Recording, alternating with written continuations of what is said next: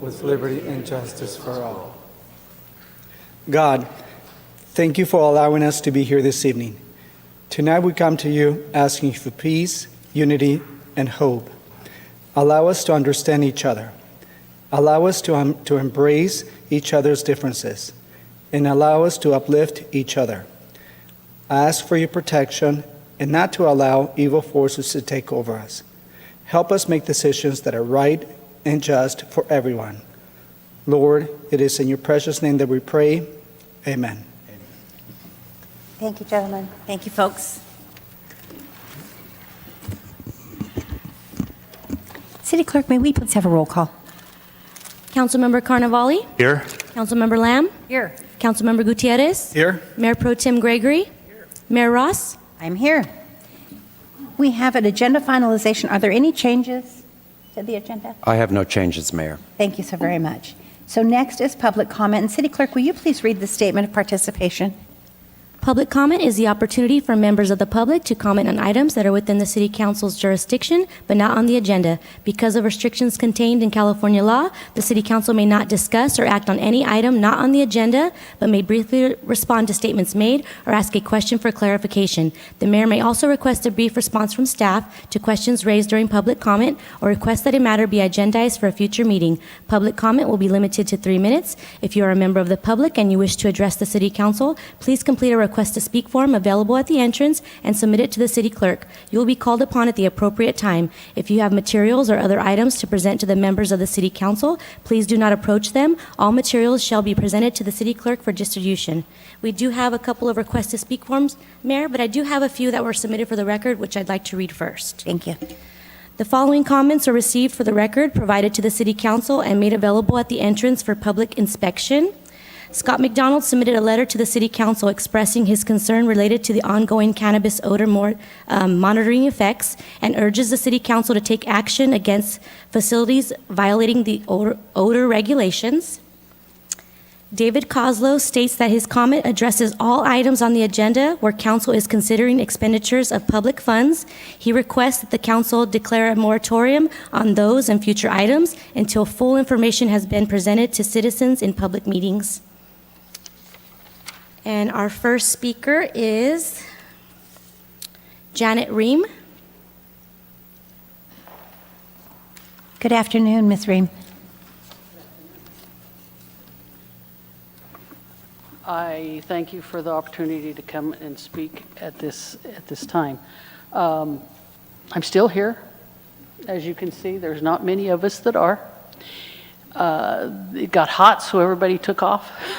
Went for cooler locations, I guess. I am here to kind of speak in addition to Mr. McDonald.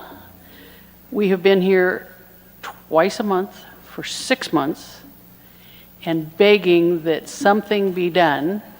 The moratorium is fantastic that you're now looking at that situation, but the smell is still, today was horrible, as bad as the wind is blowing. It's been horrible all day. It's not showing that, and out of all of the reporting and everything that's being done, there is no repercussions to any of these people growing or doing any of these businesses within the city of being fined, shut down. Nothing is happening to them, and they just go about their business, and we suffer having to smell it and be a part of it with no willingness on our part. I'm hoping that the city will, during the summer, figure something out, because it's not fair to us, it's not fair to the community in and around the C4 facility. They've either got to stop the smell, or there's got to be some repercussions on the city's part as to how we can have our life back and there be some type of fines, shutting them down, whatever they have to be. Because right now, it's just us that's suffering. They're making money, yes. I understand that the city gets the revenue and things from the taxes, but that doesn't justify us having to live as like we're having to live now. And some of us will be here for a while longer, some of us will be here all summer. But it's just not fair, and it's getting more and more and less, and nothing, absolutely nothing has changed. Thank you very much. Thank you. The next speaker is Chris Thompson. Good afternoon, Mr. Thompson.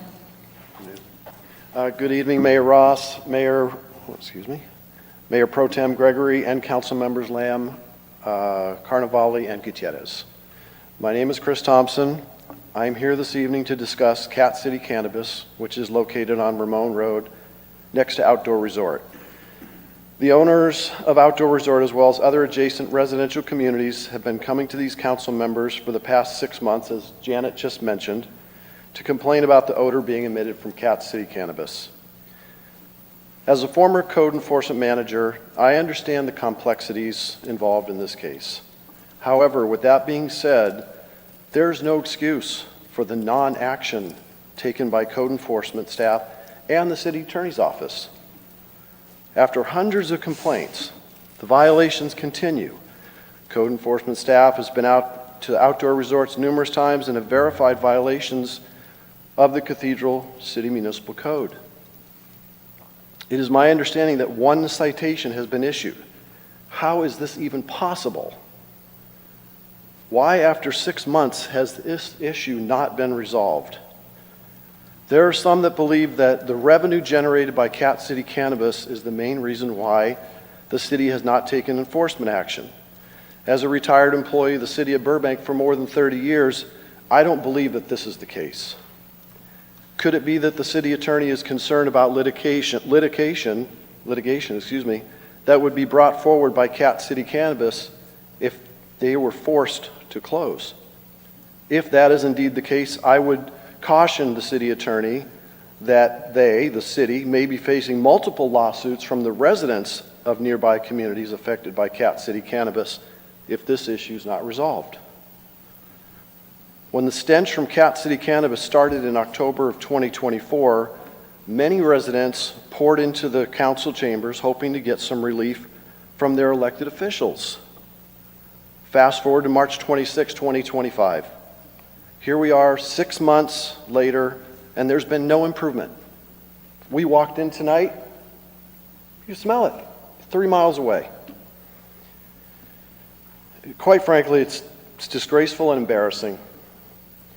At your last council meeting on March 12th, Councilmember Carnevale mentioned that he spoke with a friend who had been involved with cannabis odors, and his friend suggested the name of a business called UG Urban Grow. Councilmember Carnevale went on to say that he passed along the information to the COO of Cat City Cannabis. Although I appreciate the gesture, I think this sends the wrong message. This gives the appearance that we, the city, are working with Cat City Cannabis to resolve their violations. We are way past that point. Cat City Cannabis has not resolved the smell issue, and it's not staff's job to try to help them. Sir, I'm sorry, you've exceeded your time, and if you could just wrap it up. 5 seconds. Great. Staff's job is to enforce the code. Please enforce the CUP and shut down Cat City Cannabis. Thank you. Thank you for your comment. Yeah. And Mayor, that's all the request to speak forms I have. If you're a member of the public and you wish to comment on any item not on the agenda, please raise your hand. And I see no other comments. With a very sophisticated way of choosing, I picked Mark to go first with council comments, and then it'll be you and Rita and Raymond and myself. A comment that I heard about me trying to find a resolution to eliminate that odor, and I'll do everything I can. I'll investigate anybody I can to help solve the problem so Outdoor Resort does not have that odor. So if I'm getting blamed for trying to correct it by finding people to help, sorry about that. Last week I attended along with the council at a special meeting. I had numerous phone conversations with Fountainhead developer Craig Smith. He shared some concerns and requests. I reported his concerns to Charlie and Ann. Last Saturday and Sunday, I attended the walk with Andy and some committee members, walked around. It was very very interesting to see how to look into the future on zoning ideas. On Sunday morning, I received a call that Day Palm Country Club did not have any water. And so I went out to Food for Less, purchased 400 bottles of water, and called Bill Kelly. He delivered all the bottles of water to the homeowners there that didn't have water for about 5-6 hours. I called Chief Contreras, and he informed that there was no water there in case of a fire, and he took care of the situation, sent a guard out there, and then he had the pumper truck ready to, if there was a fire, they would bring water out there. And my small business of the week, and John's going to like this one here. It's a smoke shop at Target Shopping Center. I was going out golfing and I wanted to have a cigar, so I went over there to check out the cigar selection. And he had a very nice selection. It was a very nice store, smoke shop. And if you do want some cigars, he had a great selection. He was able to help me pick out a real light one so I didn't turn green out there on the golf course. And that's what I have, Madam Mayor. Thank you. Thank you very much. Councilmember Gutierrez? Thank you, Mayor. Good evening, everyone. Since we last met, our entire staff and City Council had a joint meeting with the Agua Caliente Tribal Council and staff. It was a very interesting meeting and very informative. I hope we can do this more often and share information as much as we can with the tribe. And we will hopefully continue that in the near future as well. Right after that, I attended our first zoning code update community meeting. It was held at the Cathedral City Senior Center. It was well attended, and these meetings are very informative for those of you who are interested in how our city can change and what's going to better our city. Please attend these meetings. We will be having another one in the near future, and we'll let you know. I also attended the Butterfly Festival, which was held at the Panorama Park, along with, I did see Councilmember, our Mayor Pro Tem Gregory here. And this festival, it just seems to be growing each and every year. It was beautiful to see little kids with their parents and other friends just playing around, taking pictures, coloring butterflies, and going from table to table to get information about butterflies and about our environment. And of course, they will get a book signed off or a ticket, and by the end of the day, there was a raffle, and I believe they gave away 10 to 12 bikes to boys and girls. So it was a beautiful event, and that will continue on. And on March 18th, along with council members as well, I attended the Taste and Sounds of Cathedral City at the amphitheater. This music or Taste and Sounds of Cathedral City are absolutely incredible. It's a free admission. If you haven't attended, please do. The sound is beautiful, the music is awesome, and of course for adults you can bring your own beverages as well. And for Radio Ready was 2 weeks ago, and that place was almost full, and the weather was beautiful. And just go. This coming week, this coming Tuesday, there will be a tribute band for ABBA. They're going to be incredible. So if you have time, attend. I will be there as well. And last night at the amphitheater also, there was the Cathedral City Choir and Band. They were magnificent as well. Of course, the band kind of had my heart a little bit, so the band was incredible. Those guys, or those young men, truly have a future ahead of them when it comes to music. And let's see, what else did I do? I was contacted by a resident regarding illegal food vendors in Cathedral City in the San Luis Rey neighborhood, which is the Dream Homes neighborhood. I drove by there and actually did find 4 illegal food vendors. This was from hamburger stands, hot dog stands, sushi stands, and also taco stands.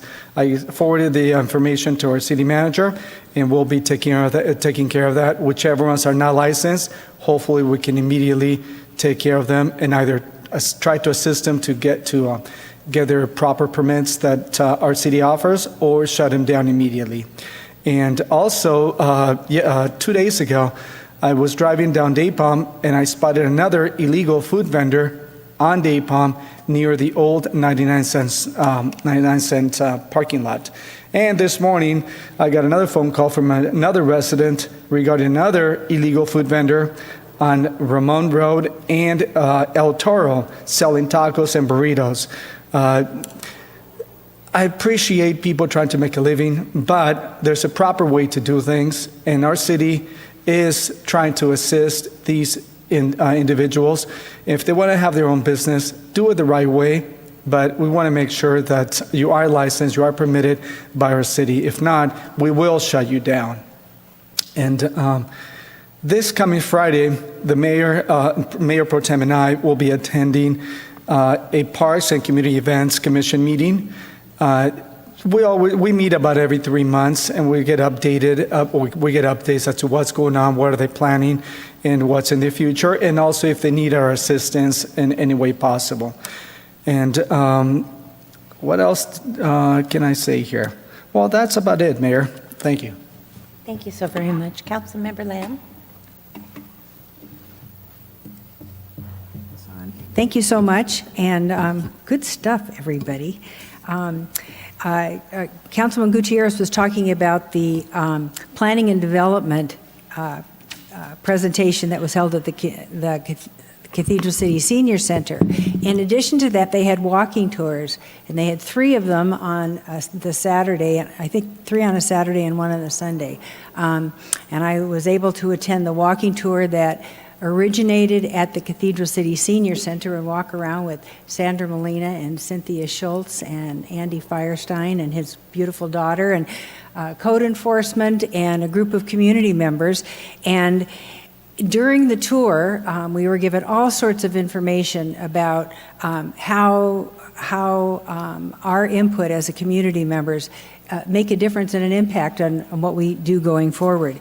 And they had this worksheet with us, and you can certainly do a QR code, although I'm not savvy enough to do that, so I have my old paper sheet. But just one of the questions I thought was so wonderful, and it says, based on your observations on this tour, how should or could adjacent properties be connected? Why or why not? What transportation users, pedestrians, bicyclists, vehicles, etc., should be accommodated when connecting properties? So there's such thoughtful questions, and we are really receptive to having community input, because this is our community. So thank you so much for all those who participated, and thank you for doing such a fantastic job. I did go to the senior center. They had a food drive, and it was at the grocery outlet. I did miss the Butterfly Festival. I was trying to get to everything and couldn't. But it was a wonderful showing, and they were focusing on breakfast cereal. So they had tons and tons of breakfast cereal ready to be distributed at the food center. I did get to see the art exhibit, Karen and Tony Barone, whimsical. You know, I just love the whole idea. I wasn't able to be there at the opening ceremony, but I was able to get there afterwards. So if you haven't seen it yet, get down and enjoy this wonderful art exhibit that has been brought to us by our very own Public Arts Commission. I was invited to be principal for a day. I'm a former principal, so my tail was wagging, and I got my Hoka tennis shoes and my orthopedics on, and I was ready to go. Melissa Galatod is the principal at Nellie Kaufman Elementary School, and we had a chance to visit an AVID classroom. AVID is Advancement via Individual Determination. It's like a leadership camp. Math, art, and band, and it was followed up with a luncheon at the Palm Springs Unified School District district offices, and the luncheon was provided by their students from the culinary arts program at Palm Springs Unified School District. So it was just a really wonderful occasion. And our fire chief, Michael Contreras, was at Cathedral City High School, and John Enos was also there as a principal for a day, and he was at an elementary school, and for the life of me, I can't remember which one.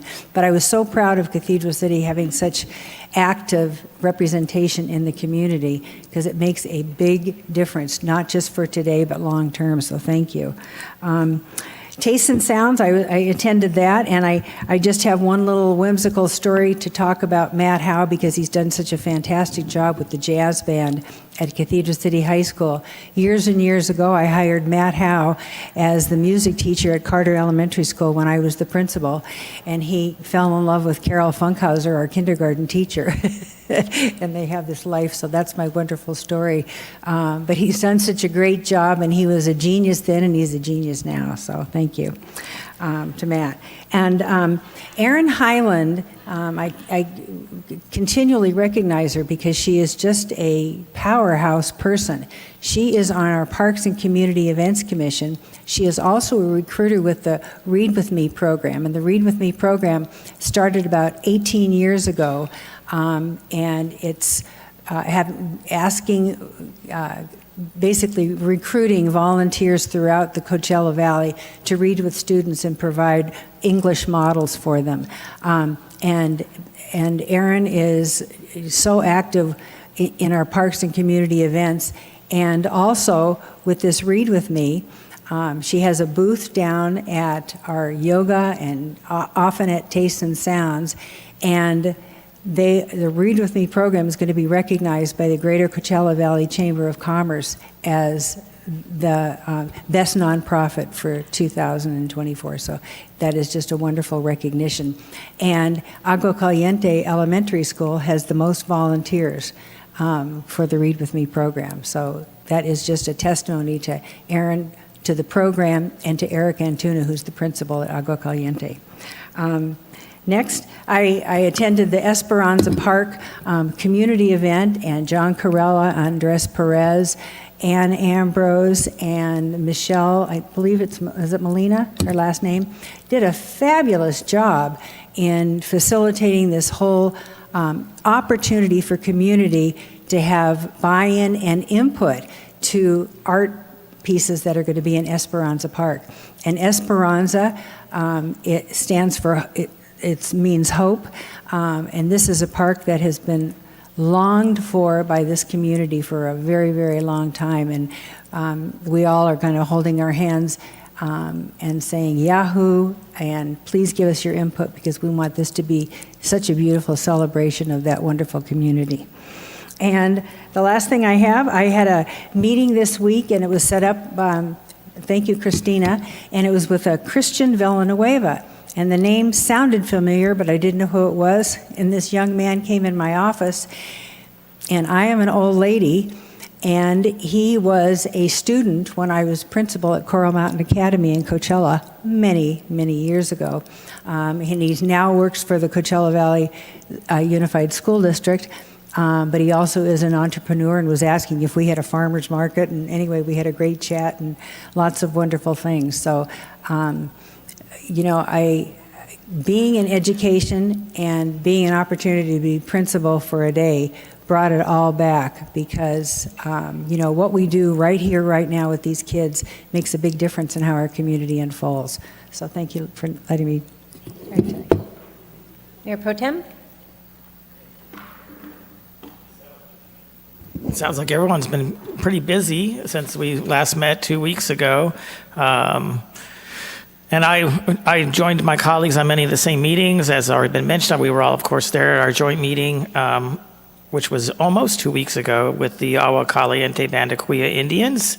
And then that next Saturday was really busy for everybody. I was able to attend the Butterfly Festival as Councilmember Gutierrez, my colleague, mentioned. It was quite a nice event, and I know you were there, Mayor, also giving away bicycles, and I think it seems like most of the council was there at one point or the other.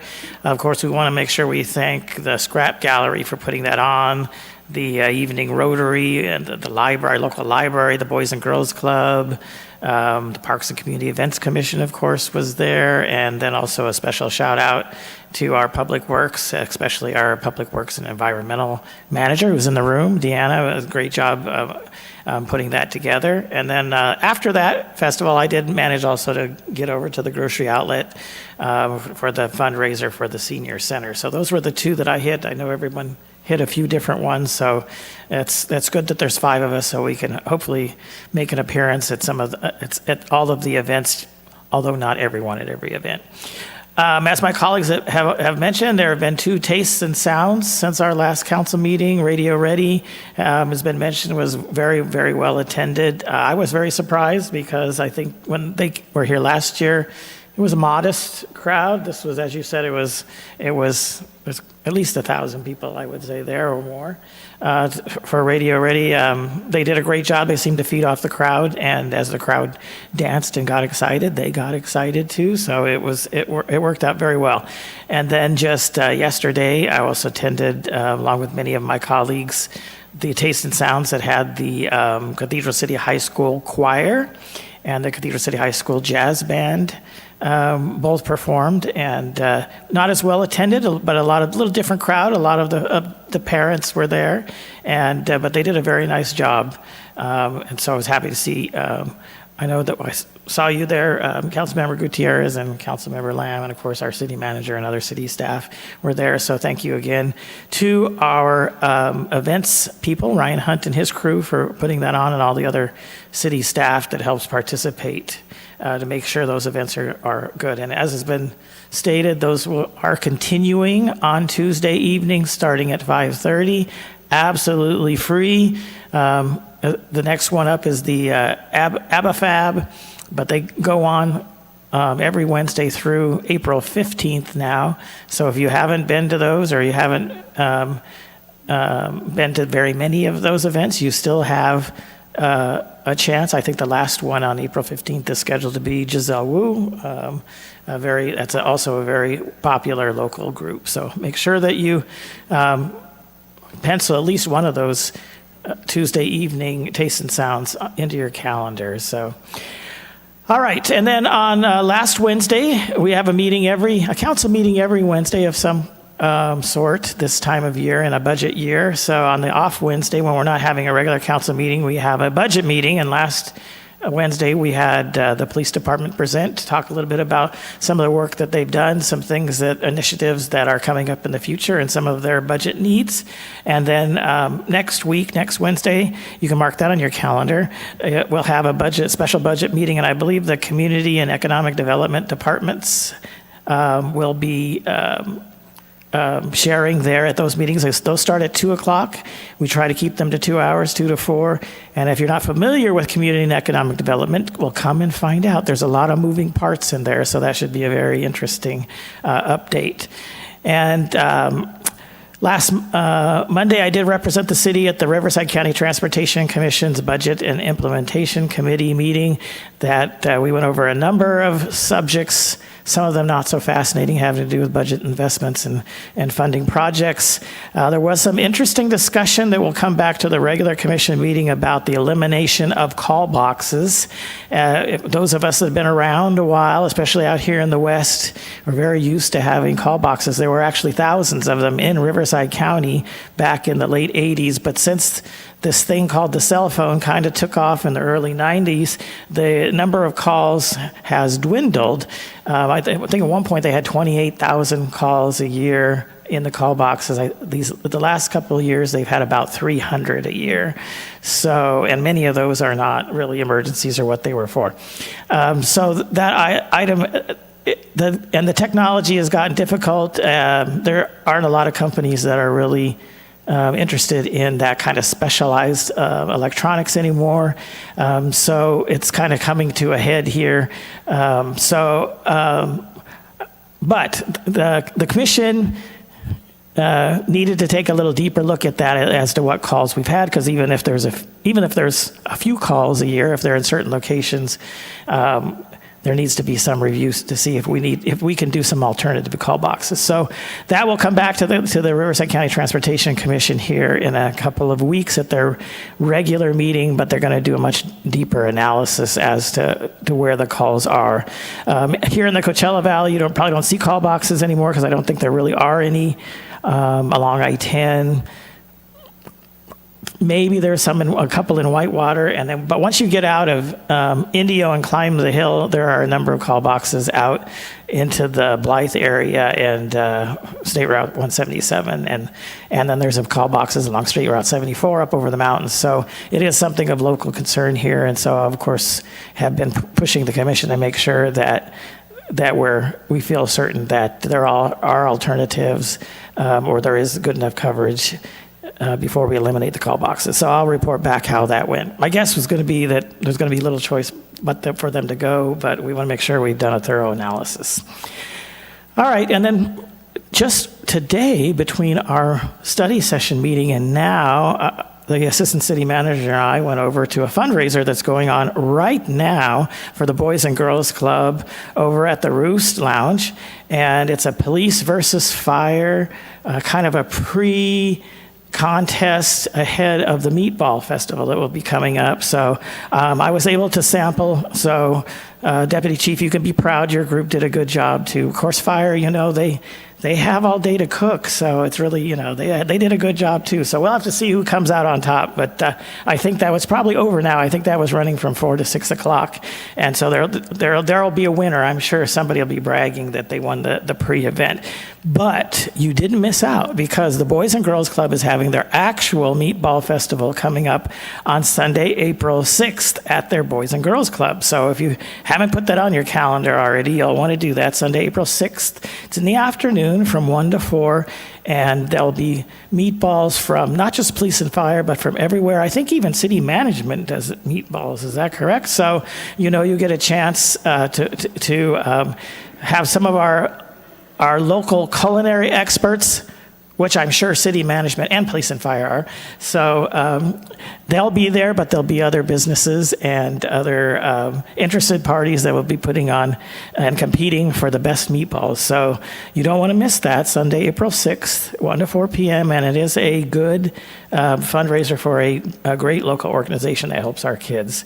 So I just want to mention that tomorrow, many of my colleagues and I and city staff will be going to the Senior Inspiration Awards, and that's an annual event where every city and the county supervisor are able to select a senior that is doing exemplary work in their area, and the mayor this year has chosen Antonio Beishu, so he's going to be honored for Cathedral City. If you don't know Antonio, he's on our Parks and Community Events Commission. He's the vice chair and has done a number of things for a number of years, including being really the starting force behind our weekly yoga this time of year.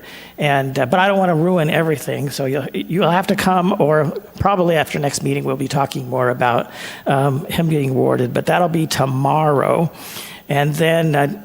Just to remind the mayor, since she's the one that designated me this, but next Monday the fire department will be getting their official accreditation, as they went through the recent accreditation with the CPSE recently. And so that will be on Monday. I'll be representing the council. The city manager, I know, is also going, the fire chief. I don't know if you have other staff going, the chief, other staff that will be going to this actual meeting. It's in Orlando, so we'll be actually flying out there to attend that event next Monday and then be back in town right afterwards.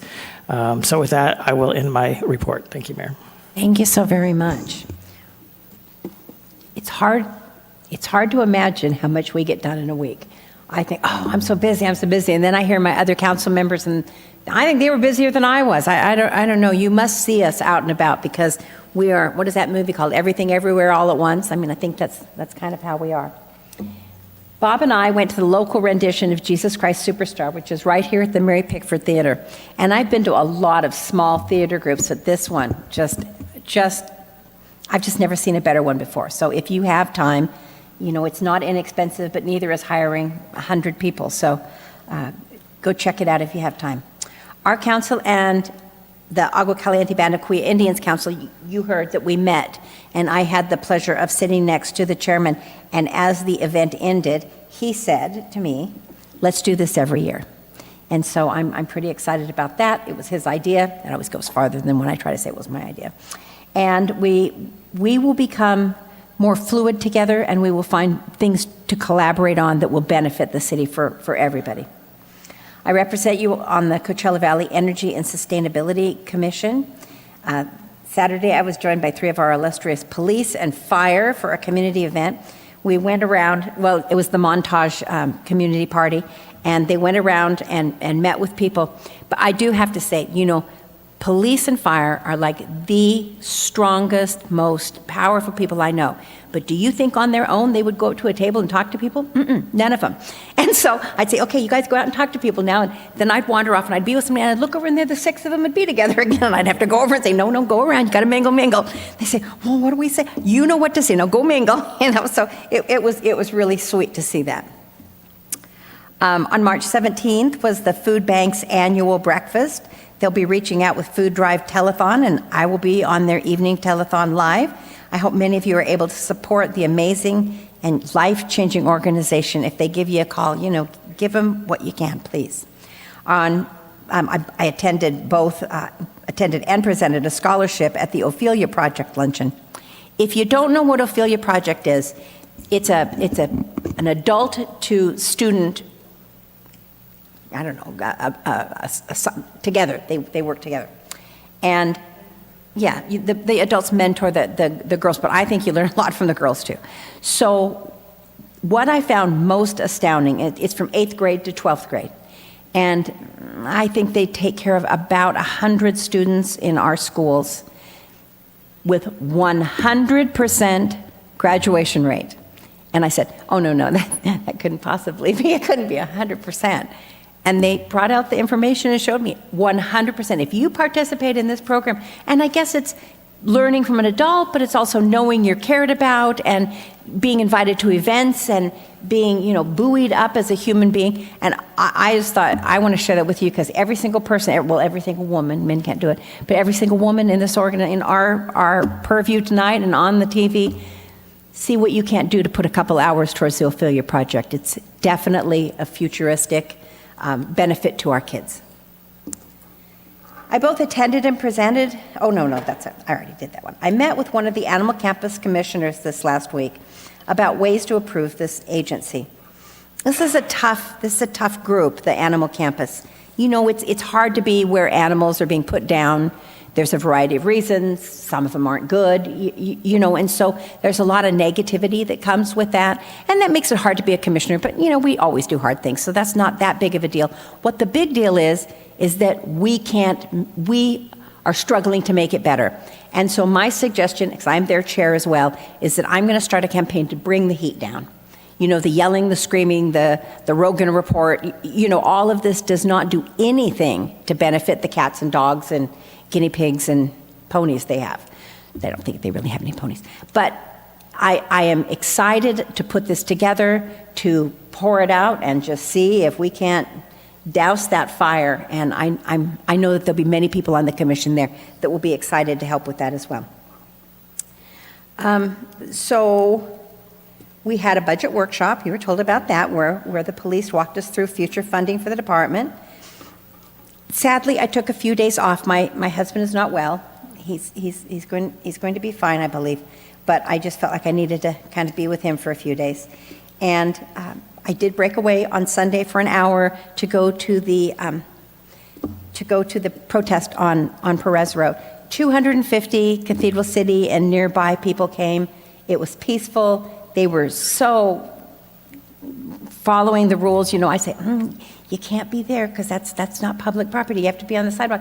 And then told them once and they'd never do it again. It was a really good group. And you may or may not like what they're saying, but I think as a group we also need to understand that if somebody gets out to tell you how they feel about things and they aren't violating anybody's space and they aren't doing anything wrong, I mean, that's, you know, they're given their time to tell you how they feel. And how they feel is how a lot of people feel. So I was really in support of that. I thought it was a good idea.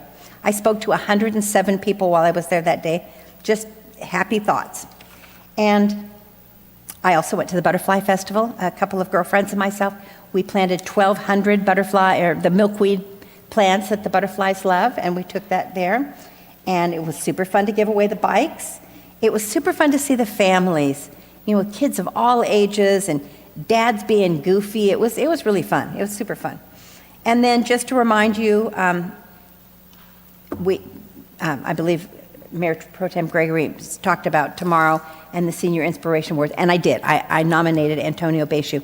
He's one of those people that just does a little bit of everything. I mean, you just see him at all the events, and he's always putting something together, and he's putting some with the Pickford, and he's doing movies with the kids, and he's doing yoga in the park, and he's helping out at the library, and he's over at the senior center, and it's exhausting. It's exhausting to hear all he does, and I'm so happy that he's with us, because he gets a ton done. So I will be more than pleased to put him forward tomorrow as Cathedral City's senior inspirational contestant. So that wraps me up for the day, and we're going to move on. Thank you all so very much for your comments. So next is our consent agenda. City Clerk, can you read the consent agenda items, please? Yes, Mayor. Item 3A is to waive full reading of ordinances on the agenda. Item 3B is the approval of the March 12th, 2025 study session and regular City Council meeting minutes, the March 13th, 2025 special joint City Council meeting minutes, and the March 19th, 2025 special City Council meeting minutes. Item 3C is to approve the check demand for February 2025. Item 3D is to accept the notice of completion for HSIP Cycle 9B, Varner Road Safety Improvement Project C08751. Item 3E is to adopt the Public Works Title VI Implementation Plan to comply with updated Caltrans Local Assistance Procedures Manual requirements. Item 3F is to approve the AB 1600 Development Impact Fee Project Commitments List. Item 3G is to approve the amended 5-year strategic plan, and that concludes the consent agenda, Mayor. Thank you so much. Are there any members of the public who would like to speak on this? I did not receive any request to speak forms, but if you're a member of the public who would like to comment on any of the consent agenda items, please raise your hand. And I see none, Mayor. Are there any council members who would like to comment on it? No, I move approval of the consent agenda. Second. Please vote. We have a motion by Mayor Pro Tem Gregory and a second by Councilmember Carnevale. Please vote.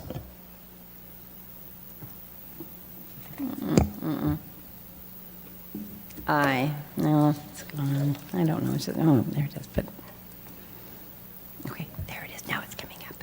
Okay. Raymond stole it from me. You did. Are you able No, to? I'm just stuck waiting. Okay, can you verbalize your vote for me? Yes, aye. Okay, and motion carries, all ayes.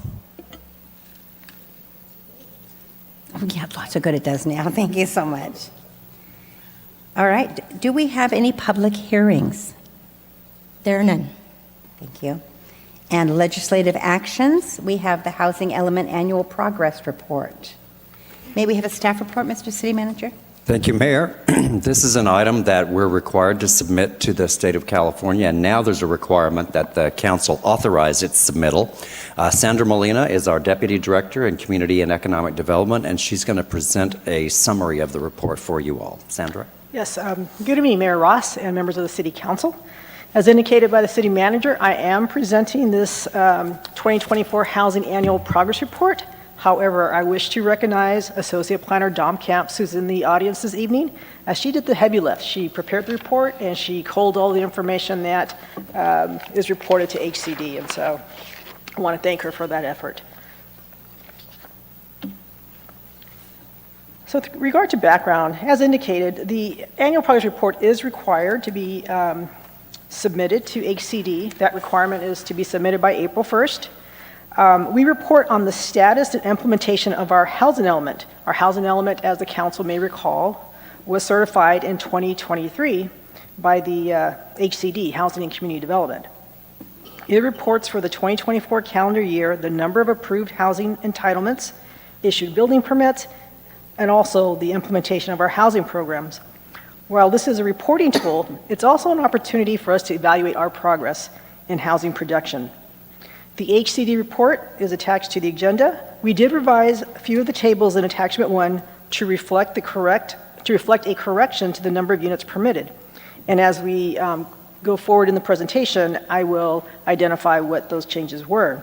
The revised attachment was made available to the City Council and to the public. So as the City Council may recall, our RHNA, our Regional Housing Needs Allocation, for the 8-year 2021-2029 planning cycle is 2,549 units. And those 2,500 units are broken down by income category: extremely low, very low, low income, moderate income, and above moderate income.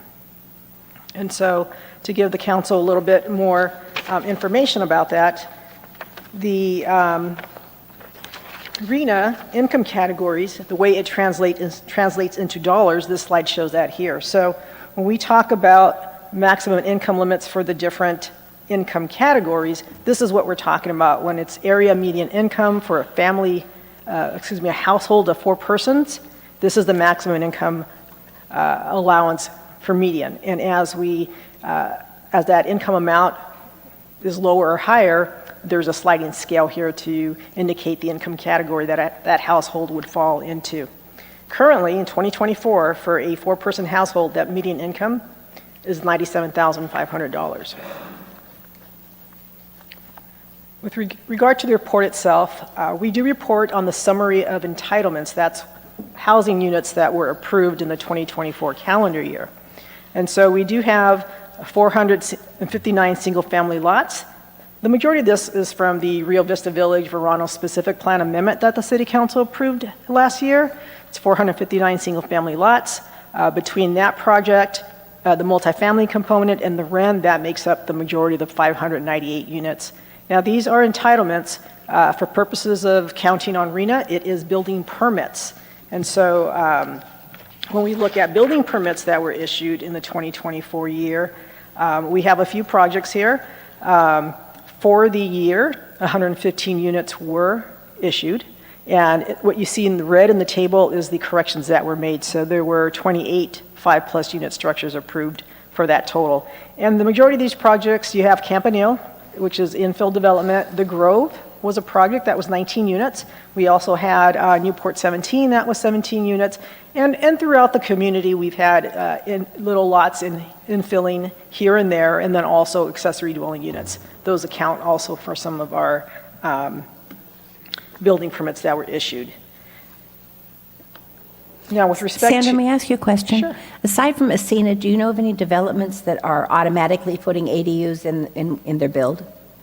So the Nirvana Estates, which is on the south side of East Palm Canyon Highway in the Cove area, that is 101 units. Not all of them will have ADUs, but a significant portion does have ADUs. That's great. Then you have Mountain View Estates, Yeah. and you might have mentioned that. It's a great way to use the land.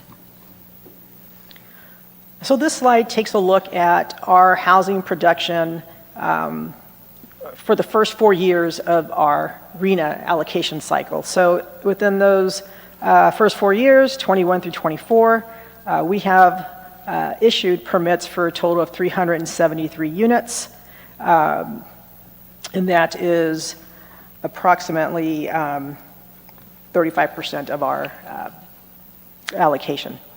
So this table also breaks down those number of units per income category. So as you can tell, there's a little bit of work here to do, but I think also what's a really good thing I like to do is look and see, when we look at our valley and our region, how are we doing? How are other cities doing during the same period? And so this table was in the agenda report as well. It shows the percentage, the progress the different cities have with relation to their RHNA as a percentage basis. The one difference between this table and what was in the agenda report is that we were able to now capture the city of Palm Springs. So that last column in the table is Palm Springs. And so, as you can see, overall, just looking at housing production, the total number of units that have been permitted within the valley, other cities such as Palm Springs, La Quinta, and Palm Desert have produced substantially more units than most of the other cities within the valley. Ours, we're about 15% of our allocation, and you can see by the table where we fall with respect to other units. And so again, this is overall housing production. This next slide, now we're looking at our progress with regard to affordable housing. So when we look at this table, we see that Palm Desert has really led the way when it comes to affordable housing. And we look at affordable housing, it's the extremely low income, very low income, low income, And I highlighted moderate income because moderate income is one of those income category levels where sometimes the marketplace takes care of it and sometimes it doesn't. It just depends where the housing market is, at any given time that we're looking at this.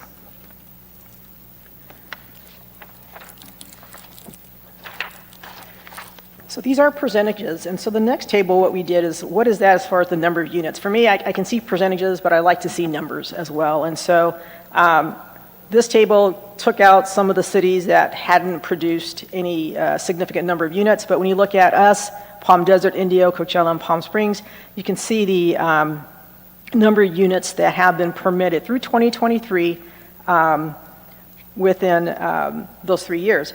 However, we also know that there are other cities that within the 2024 calendar year, which is what we're all reporting on right now, some cities have also permitted or approved additional affordable units. Rancho Mirage has approved 400 new affordable housing units, and Palm Desert another 40, and Coachella has another 92. And so there is some additional progress being made. City Council, you may ask, what about Desert Marigold? That is a project that Abode Communities purchased, took the extended stay facility, turned 96 of those units into permanent transitional housing. That's about 96 units. Unfortunately, building permits were issued just this year, so we can't count it for 2024. We will count it for 2025. How do you count those Desert Marigold rooms when it was Desert Extended Stay? People stayed for an extended period of time as well. So there was a percentage of those units that were allowed to stay longer than a 30-day period. Yes. And some were to turn over every 30 days. Those weren't ever counted in any of our RHNA numbers. And so what we're going to do is we're going to capture them because now it is permanent transitional housing. And so we're going to capture it in 2025. But it looked like you gave the credit for when it was Desert Extended Stay. No, we did not. We weren't able to do it at that time. Thank you. Mm-hmm.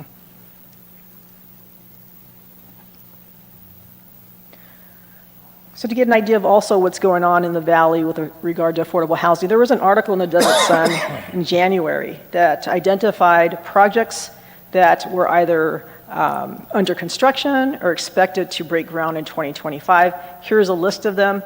In addition to what the project's called, in parentheses, you'll see, like for instance, Desert Marigold, 96 extremely low-income units. Coachella has 2 projects. One's geared toward or earmarked towards very low income to low income. Abode Homes, I apologize, I didn't put what the income level is there, but as you go through these projects, you'll see how many affordable units are expected to be breaking ground or opening since they're under construction in 2025. Palm Desert's Millennium Project, that's a mixed-use project. It's 330 units, but 66 are earmarked for low-income units. And so this is just a sampling of the different projects throughout the valley that are being constructed. Here are just some photographs. And, the purpose of providing these photographs, a lot of times, when we think about affordable housing, there's a perception about, what type of product is that going to produce? And you can see from some of these projects, the Vitalia project in Palm Desert, that's being done by by Pacific Companies. You have Aloe Palm Canyon in Palm Springs. That's another affordable housing project. Millennium, I put that there because, again, it's a mixed income project. And so sometimes we have a little bit of hesitancy for developers to want to mix incomes in a project, but it can be done. And Millennium here is doing that. So what we're doing here is providing another table that shows how these income categories and affordable housing cost, how that works. And so when we look at these income categories, you'll see, for instance, very low income or low income. The city has to produce about 350 low income units within that 8-year cycle. That would be a household of 4 persons making between 50 to 80% of the area median income. That would equate to an income limit of $82,000 for a 4-person household. When it comes to affordable rent for that income category, the maximum affordable rent would be $1,462. And, I took a look at Zillow this morning, and rent for a two-bedroom apartment is about $2,000. And so you can see where that assistance becomes important. And then when you look at the maximum affordable housing purchase prices, you can see what those limits would be for affordable housing. And so you can make that correlation with what the market's doing today. And part of the reason for going through this category or this table and demonstrating how the income limits work with respect to affordable rental prices and purchase prices, and looking at what's going on in the valley and looking at those developments, is because when it comes to affordable housing, it's really a specialty with respect to the developers who are positioned to be able to provide affordable housing, because it's very complex. There's the financing aspect, and then there's the aspect of how you get either the renters or the buyers that meet those income limits, how you get them to qualify for those units. And when you have affordable housing developers, they have the resources, they know the funding mechanisms, whether it's tax credits through the state, whether it's land cost. They know how to cobble together these type of funding resources, and again, they have the experience and knowledge to then place renters or buyers into the homes. And so that is a specialty that's not everybody can do. So we talked about what our production looks like, what's going on in the valley. We see where we stand in the first 4 years of the halfway mark, actually, of the 8-year cycle. But we have so many opportunities in this city to look at housing production, overall housing production as it relates to affordable housing. So opportunities. We own land. And so that's an opportunity, because when you work with the affordable housing developer, they can look at that land. Perhaps there's some concession on the value of the land, and they can figure out how to make that financing and that development work. Other opportunity, so when we came back in November of last year and talked about Blue Fern development wanting to purchase 600 acres in the North City specific plan, but they weren't looking at mixed use. The commercial component, we went through this discussion about where we saw the North City specific plan developing back in 2008. That hasn't materialized. So point is that Blue Fern came in, they said, hey, we want to do something a little bit different.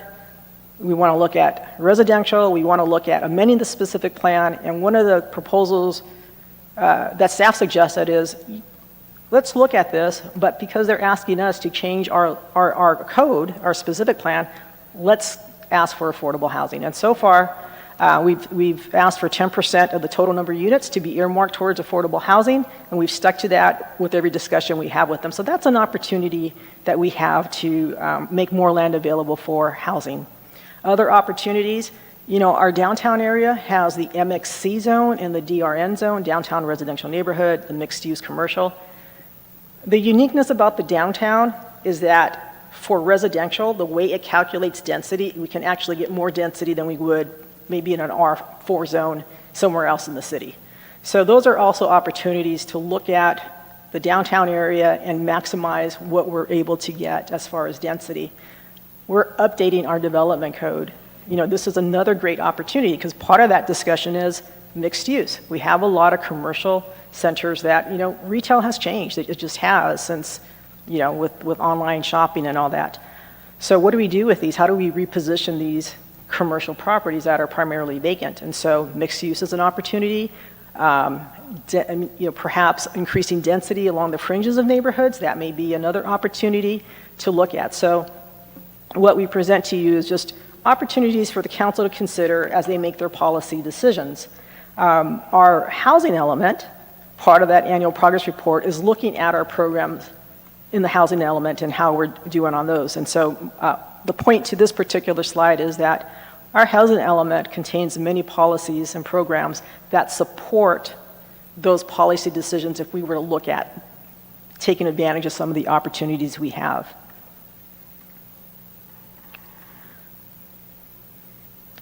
This report and the presentation is consistent with the city's strategic plan. And with that, the recommendation is for the council to receive the 2024 Housing Element Annual Progress Report, including the revisions that were presented this evening, and authorize its transmittal to California HCD and the California's Governor's Office of Land Use and Climate Innovation. And I'm here for questions. Thank you very much. Sure. Council? Yes. Councilmember Gutierrez? Well, thank you for your presentation. My question is, do you know or do you have any idea how we are doing in comparison to Southern California when it comes to RENA numbers? As a region, I do not. If you like, I can try to research that information, but when you look at Southern California, there's many jurisdictions. Yes, So, yeah. if you can do that, because the problem Okay. is this, that we are not the only city that is actually having problems with arena numbers. Many cities are actually complaining to the state that these numbers are very hard to obtain, and they're pretty much unattainable unless cities are willing to donate, to give the land for them to build. And we don't have that much land. The city of Palm Desert, the land that they have given to these developers is land that no builder pretty much would build if it wasn't given to them. Plus, all the concessions regarding, for instance, discount on permits and any other concessions that they have given. So for us, we're not a rich city. We don't have that much land, so it's a lot more difficult. But we're not the only city that is facing such problems. Many other cities are. So I think the state is later on, it will actually reconsider these numbers. Yeah. Yes. Thank you, Councilmember Gutierrez. They may, I don't know. And you're right, a lot of cities are struggling to meet their RENA allocations. You know, redevelopment went away, so that funding source is no longer an option for cities. And many cities are limited in whether it's land, whether it's financial, wherewithal to assist. But there are other things, like you indicated, the state law does allow for density bonuses to get more units, concessions with respect to setbacks. Considerations could include, like you indicated, building permit fees, impact fees. So there's other mechanisms. But your point with regard to the difficulty and the challenges, we have heard that. That is Now, true.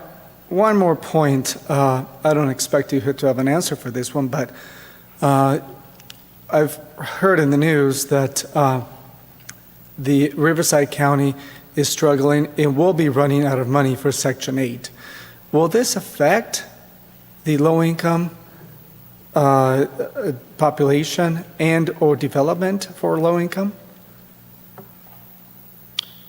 Well, Section 8 is a federally funded program, so there may be some funding considerations there.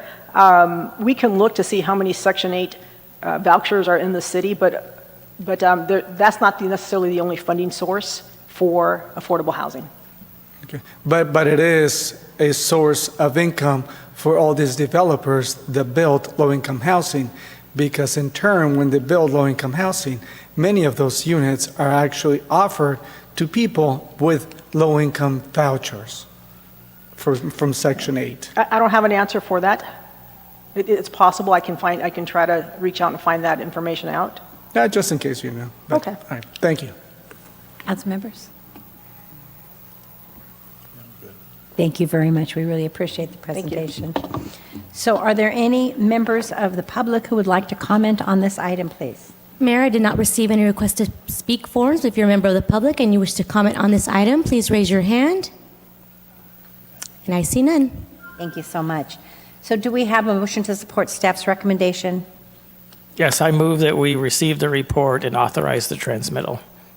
Second, please. A second. Second from Councilmember Gutierrez. We have a motion by Mayor Pro Tem Gregory and a second by Councilmember Gutierrez. Please vote. And motion carries, all ayes. Thank you so very much. Next, we're going to address a contract with Petrochem Materials Innovation LLC for fiscal year 2024-2025 rubberized emulsion aggregate slurry projects. Sounds like we have an exciting life, doesn't it? This is exciting, Mayor, because this is our efforts to improve the quality of our streets and to maintain the quality that exists without it deteriorating further. Andrew Lee from our engineering department is going to present this item for you. And you know our people just love this, so thank you so much. Thank you, Mr. City Manager, for the introduction. Good evening, Honorable Mayor, Mayor Pro Tem, City Council members. Tonight, I'll be presenting the fiscal year 24-25 rubberized emulsion aggregate slurry projects. Starting off with background, the city uses rubberized emulsion aggregate slurry, or RIAS, to extend and preserve pavement life of existing roads. RIAS is a preventative maintenance treatment to treat minor faults, reducing further deterioration. The application and curing time is dependent on weather conditions, so as it gets warmer, it'll take a little bit longer to cure. Petrochem Materials Innovation, or PMI, is the sole provider of central mix RIAS in Southern California. The city piggybacks with PMI's contracts with the County of Los Angeles.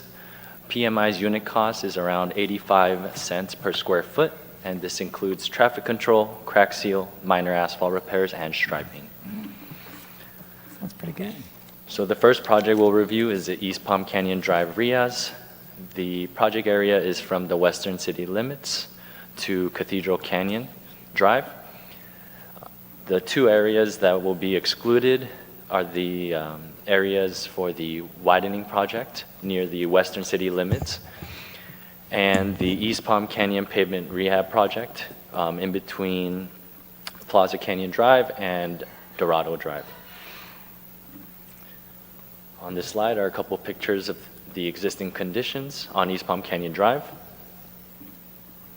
The next project is the Assessment District 86-5 project. This area, you can see the RIAS areas outlined in red, and outlined in blue are the minor asphalt crack repairs areas. And again, existing condition, or photos of existing conditions in the neighborhood. The next project is the Vista Chino Drive RIAS project, and the project limit is from the western city limits to just east of Panorama Drive. The area from Panorama Drive to Day Palm Drive will be completed with the FEMA funding. So a couple pictures showing the existing conditions. And the last project is the Day Palm Drive RIAS project. Project limit is from East Palm Canyon Drive to Gerald Ford Drive, excluding the bridge. And photos of the existing conditions on Day Palm Drive. You can see the recently installed bike lanes and sidewalks. Excuse me, could you go back to the Assessment District 86-5 picture? Yes. Those streets are able to be slurried? There's not too much damage there? Because I was discussing this with Charlie and Ann, and they said if they're not too cracked, they can be slurried. But these look like they need to be more repaired than, but you would know better than I. But so the photo was taken near the area where the asphalt crack repairs will be done. And so actually, the picture shown on the left, there's a little bit more cracking. And so that area will actually be repaired first, and then the slurry will be applied after. Okay, thank you. Okay. So going over the fiscal impact, PMI's proposal amount is just under $1.5 million. City staff is recommending a 15% contingency, making the total construction estimate $1,659,000.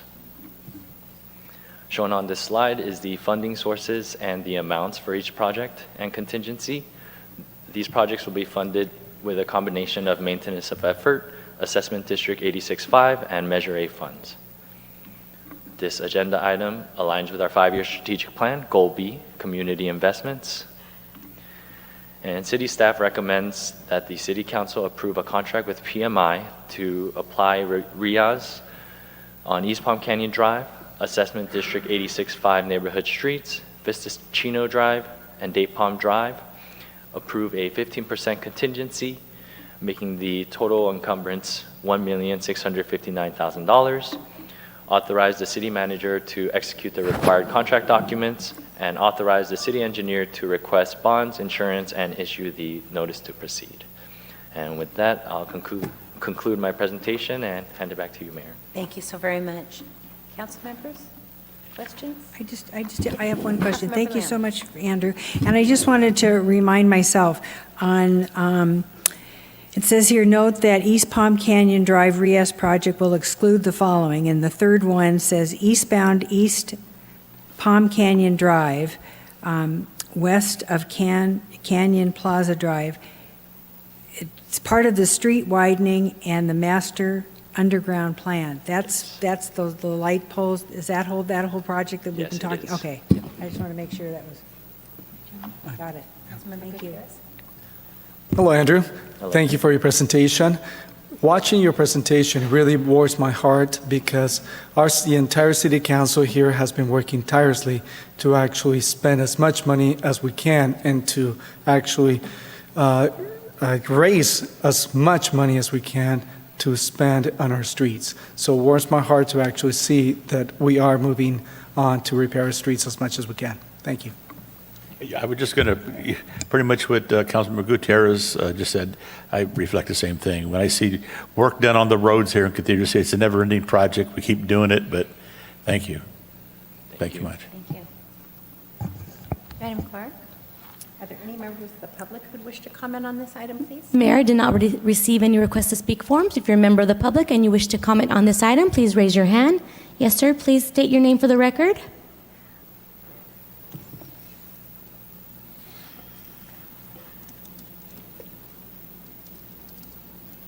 My name is Art Gregory, and I'm a proud resident of Cathedral City Put Cove. your mic down, thank you. Good afternoon, Mr. Cruz. Usually, people don't have a hard time hearing me, but I get closer now. Anyhow, hearing this, it just sounds really good what's happening in other areas. I just want to point out that, Rita, I know you're much aware that the Cove is being torn up again to have gas lines put in, and we're going through another mess. We're still paying off the $23,000 assessment that we agreed to, and we're being torn up again. And I just hope that there's some measures going to be put in place that the street is going to be back to where it should be. There's still a lot of metal plates. There's trucks outside my house, things being dug up, and I don't know how they're going to leave it. Are they going to finish the job? Is it going to be slurry? Is it going to be patchwork? I'm just encouraged with what's happening elsewhere. I just hope that the Cove gets addressed also. Thank you.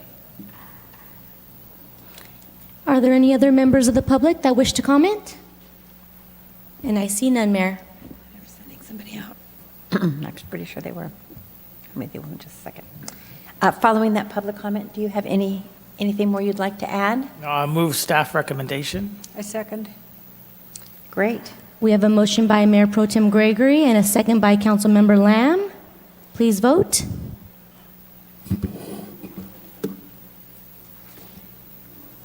And motion carries, all ayes. Our next item is an approval of funding for the Parks and Community Events Commission, PACE, fiscal year 24-25 events budget for a second mobile spay and neuter clinic. Thank you, Mayor. This is an item that the PACE Commission did last fall. It was very popular in the community, and they have an opportunity this time to partner with Riverside County 4th District Supervisor Manuel Perez to do it again. And John Corella will present this item for you. Thank you, Mr. City Manager, for that introduction and presentation. Just kidding. Honorable Mayor, Mayor Pro Tem, fellow council members, I wanted to just point out that on this item, there have been some really good sponsors out of our PACE Commission, really led by Chair Aaron Highland and Vice Chair Antonio Beishu again.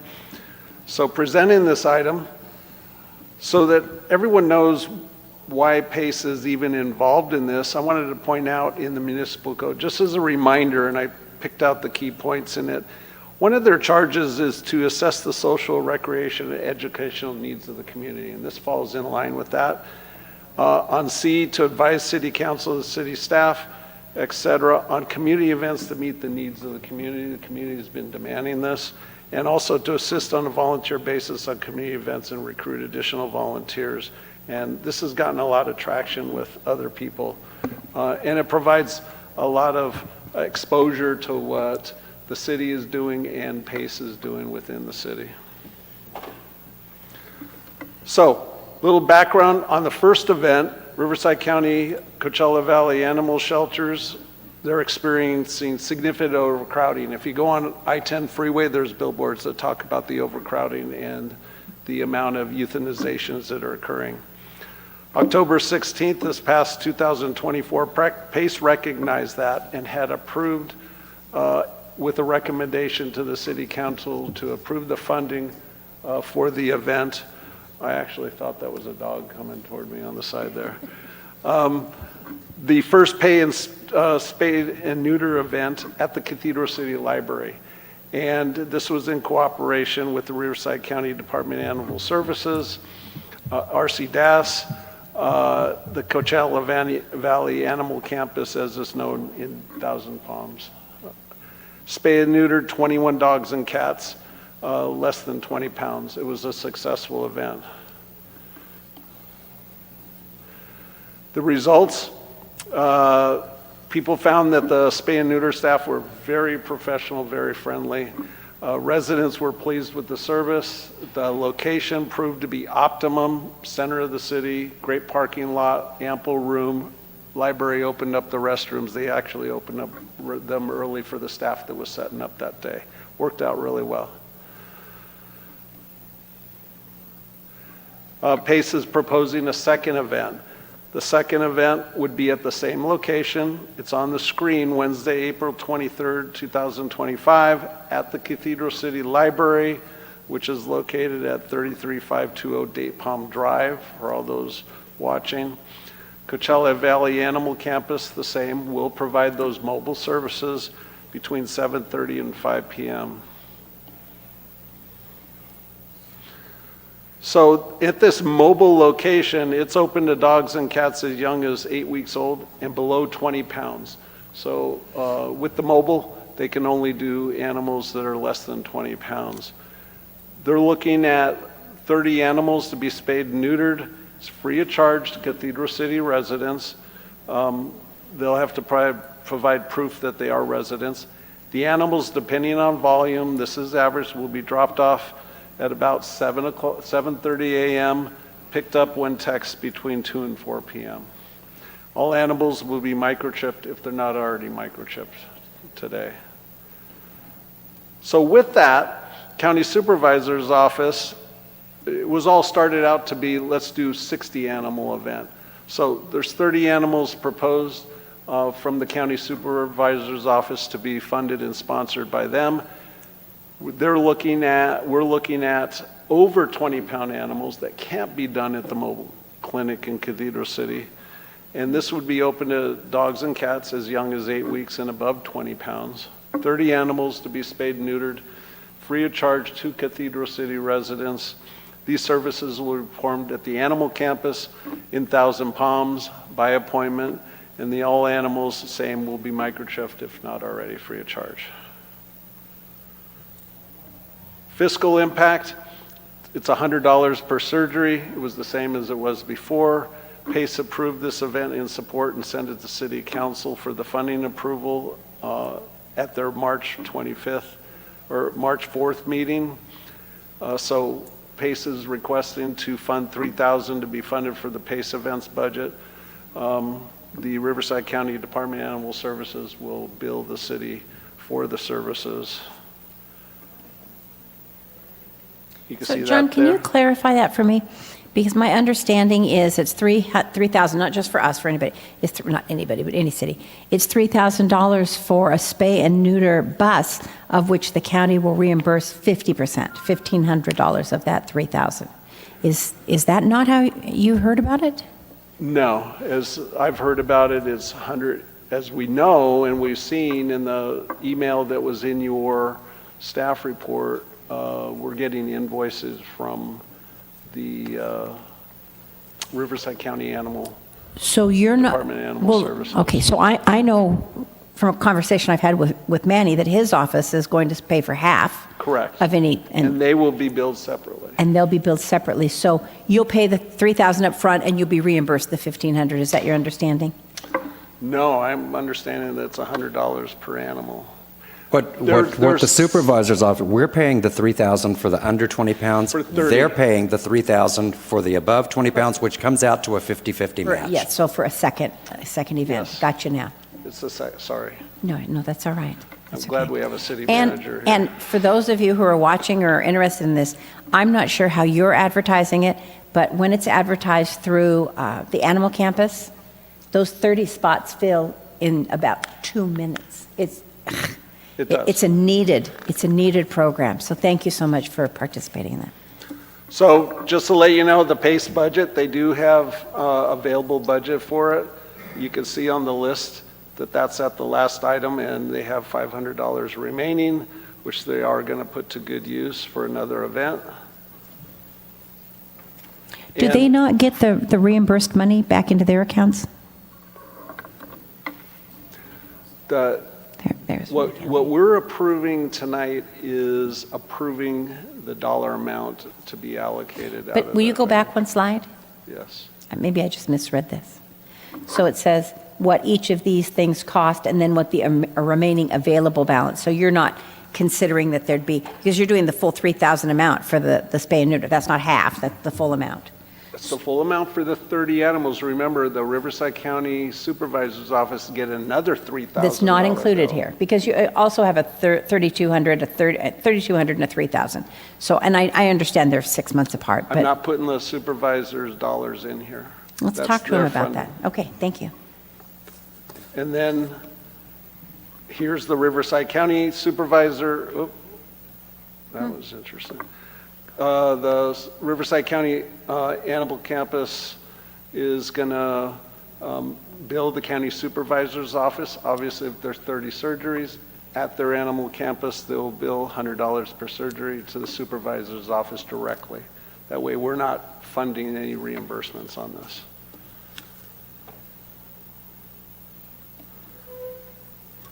Once again, this embraces our strategic plan with Embrace an Inclusive City, and this specifically goes down to action item F6 of the old strategic plan. We're going to update these going forward with the new strategic plan, but it promotes additional community events and celebrations.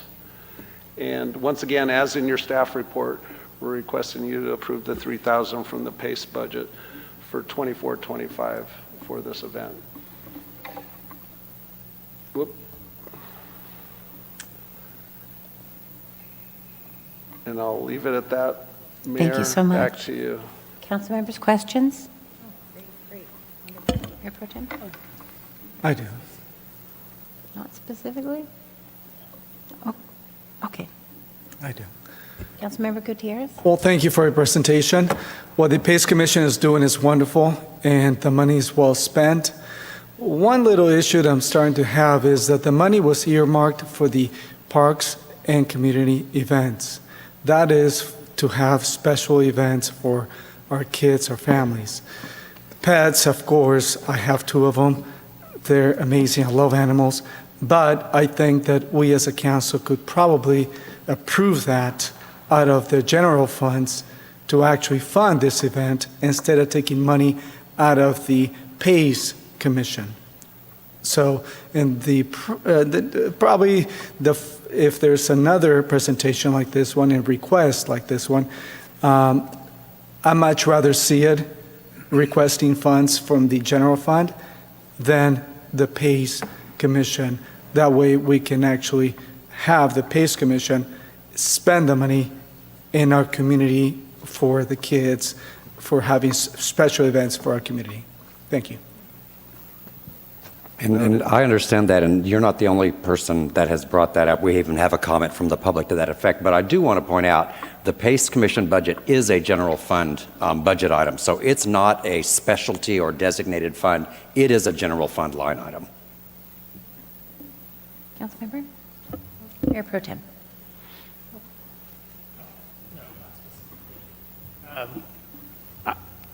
When we had our subcommittee meeting and this item was discussed, before it was really finalized. I know we had shared some of the same concerns. So I do commend the commission for getting outside funding for the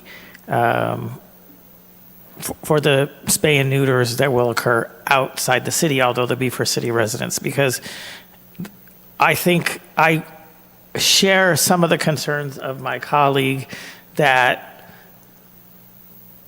this high of a percentage of the annual budget is being spent on this very worthy cause, but it's not really community events, although one could argue at least the part occurring inside the city is a community event, although if all of their, or a large portion of their funding is concentrated on one, kind of a niche type of event, it kind of, because we're trying to make sure we represent the whole city, it does kind of raise a little bit of a But we did ask the commission to go out and address community needs, as has been said. So I certainly support this. I think it falls within this, and I want to commend the commission for finding outside funding for those procedures that are going to happen outside of the city. I hope this kind of activity continues, and I hope they continue to find funding out there in the community where they can, because it is very much needed.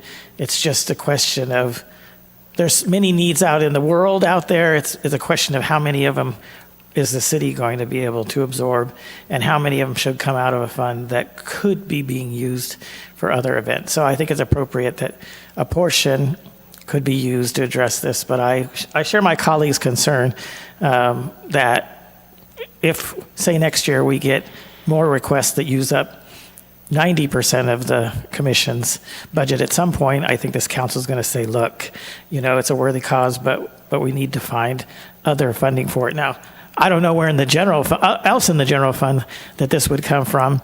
That's a whole nother discussion to have another day. But I do support this. I do commend them for getting the funding for the outside procedures done somewhere else. And I will just leave it at that. So. Thank you very much. I will just add to that, and I agree with what you're saying, and it is kind of tough. But Cathedral City has the most of the 9 cities feral cats roaming in our city. And you know what happens to feral cats, right? Pretty soon there's feral kittens, and many more and many more and many more. So somehow, being able from the top down to get our pets that are not being well looked after and running loose in the city, it is a benefit to all citizens, because that just does nothing but get bigger and bigger and bigger. So I do support this, but I do understand what you both said, and I think they were legitimate points. And I did want to add, if I can, Mayor, that this is a good value also, because if you've ever tried to get your own pet spayed or neutered, it costs it costs more than $1,000 now. And so to be able to do these procedures for $100 each, somebody's probably subsidizing it, even that portion in there somewhere. So. And we're short of veterinarians. If anybody knows anybody coming out of school, send them our way. Thank you so very much. Thank you. Christina, are there any members of the public who wish to comment on this item? Mayor, I did receive a comment for the record, so I'll go ahead and read that first. The following comment was received for the record, provided to the City Council, and made available for public inspection at the entrance. Danny Lee expressed his support of spay and neuter programs in the city, but feels this type of expenditure should be funded through the general fund, leaving PACE funds to be used for events that children and families can enjoy. Are there any other members of the public that wish to comment on this item? And I see none, Mayor. Taking into consideration that public comment, does anybody have any comments, rebuttals? No, I'll approve the recommended expenditure from the Parks and Community Events Commission budget. So it is approved by? We have a motion by Mayor Pro Tem Gregory and a second by Councilmember Lamb. Is that correct? Yep. Okay. Please vote. And motion carries, all ayes. Our next item is the purchase of 3 2025 Chevrolet Silverado EV 2, it's WT weight ton, something like that. Yeah. Trucks for the Facilities Division, Public Works Maintenance, and Environmental Division. And Deanna Pressgrove is going to be presenting this. Good evening, council members, mayor, council members. I am your public works manager for the city, and I will, like you said, Mayor, want to request purchase of 3 Chevy EV trucks for the facilities, environmental, and public works departments. After COVID, the city's departments were restaffed to be able to service the needs of the city's continued growth and expansion. The public works, maintenance, environmental, and facility divisions added personnel as part of this budgeted process. With these new positions, we are requesting 3 pickup trucks are necessary to support the division's daily work needs, and the trucks that we are proposing to purchase are electric versus the past traditional diesel or gasoline-powered vehicles. The environmental benefits of purchasing an electric vehicle versus an internal combustion are a necessary component in our city's efforts to reduce its carbon footprint. Some of the pluses of buying electric over gas or diesel is significantly lower greenhouse gas emissions, reduce air pollution, help improve the quality of air in our community, and comply with mandated state requirements. Some of the cost savings, which this was actually new to me, the purchase price of this electric truck is lower than the purchase price of a diesel truck by 9.6. So the diesel and the gas came in at $67,000 each, minus a couple of pennies. So that was interesting that the electric is now a little bit cheaper than the gas. Electric trucks have fewer moving parts than the internal combustion engine, reducing maintenance needs. The electric trucks are more energy efficient, which is then now saves us on fuel, and the city will lead by example with the adoption of cleaner and more sustainable technology, gaining financial and operational benefits. Our fleet department coordinator, Michael Walla, he obtained quotes from the following vendors: Jessup, Quality, and Palm Springs Motors. As you'll see on this slide right here, Jessup and Quality came in at $61,340.31. Palm Springs Motors, their F-150 Lightning is $74,749.62. All the quotes submitted included tax, delivery, and the rebates through the dealers. Staff compared the 2 trucks, the Chevy and the Ford. The Chevy truck achieves 280 miles per charge, while the Ford Lightning achieves 220 miles per charge. Ford would require us to wait 6 to 8 months from time of order for delivery. These Chevy EV trucks will be available the 1st of May. Staff is May I ask you a requesting. question? Are you going to be adding charging stations to your facility, to your? That's in here. That's in here. I know. Yes. All right, you're going to cover, okay, Yeah, thank you. yeah. I just wanted to cover. So during the evaluation process, staff is requesting purchase of all 3 vehicles locally from Jessup Chevrolet at a cost of $61,340.31 per truck. 1 truck will go to the facilities division, and they've hired new people. Public Works, we've also hired new people, so this will help with us and our vehicles. And then the Public Works Environmental, that's myself and my analyst, Luis. We will use the vehicle, but that vehicle will also be available to Public Works maintenance when and they need it, because we don't while we're in the office, so we'll share. In addition to the $61,000 for the truck, we also need funding for the emergency safety lighting and the city decals in the amount of $10,634.76. That is $3,544.92 per vehicle. So the total cost for all 3 vehicles would be $194,655.69. Jessup also included within their proposal 3 level 2 chargers with the purchase of the trucks at no additional charge. 2 of the chargers we are proposing to install at the Public Works Yard for our use, for the trucks used to charge. The 3rd inside the facility storage area, which is located right behind City Hall. It's not accessible to the public. The installation cost would be less than $5,000 for all 3 to be installed, and we would pay for that out of the environmental conservation, maintenance, and operations budget. The 3 level 2 charging stations provided by Jessup will only be accessible to city vehicles. So again, the public won't see them and won't be confused to think that they can charge at them. The purchase of alternative use vehicle assists in the city's overall compliance with South Coast air quality fleet rules and complies with city environmental goals to reduce air emissions. Staff is proposing to allocate the 246 environmental funds to be transferred to the equipment replacement fund for the purchase of the city's first 100% electric vehicles. This, in the old strategic plan is community investment, goal B, and staff's recommendation is to authorize the purchase of 3 2005 Chevy Silverado EV 2WT trucks for the facilities, public works maintenance, and environmental divisions, respectively, at a total cost of $194,655.69, and authorize the city manager or his designee to execute all required documents for purchase. Thank you. That is the end of my presentation. Any questions? I'll just start with a quick question. Do you know what your charging time is going to be on your level 2s for trucks? It normally takes about 4 to 6 hours to charge it. So on the level 2, depending on where your level, your battery is. It takes me 10 hours to charge my car on a level 2. They say the level 2 will be 4 to 6. But there's a lot, like if you place them in the sun, it could take longer. There's a lot of components that we're going to learn about on how long it actually takes. And the size of the battery plays into it too. I'm sure that's it. I'm sure it's the size exactly. of the battery. You're absolutely right. City Manager, did you have a follow-up to this?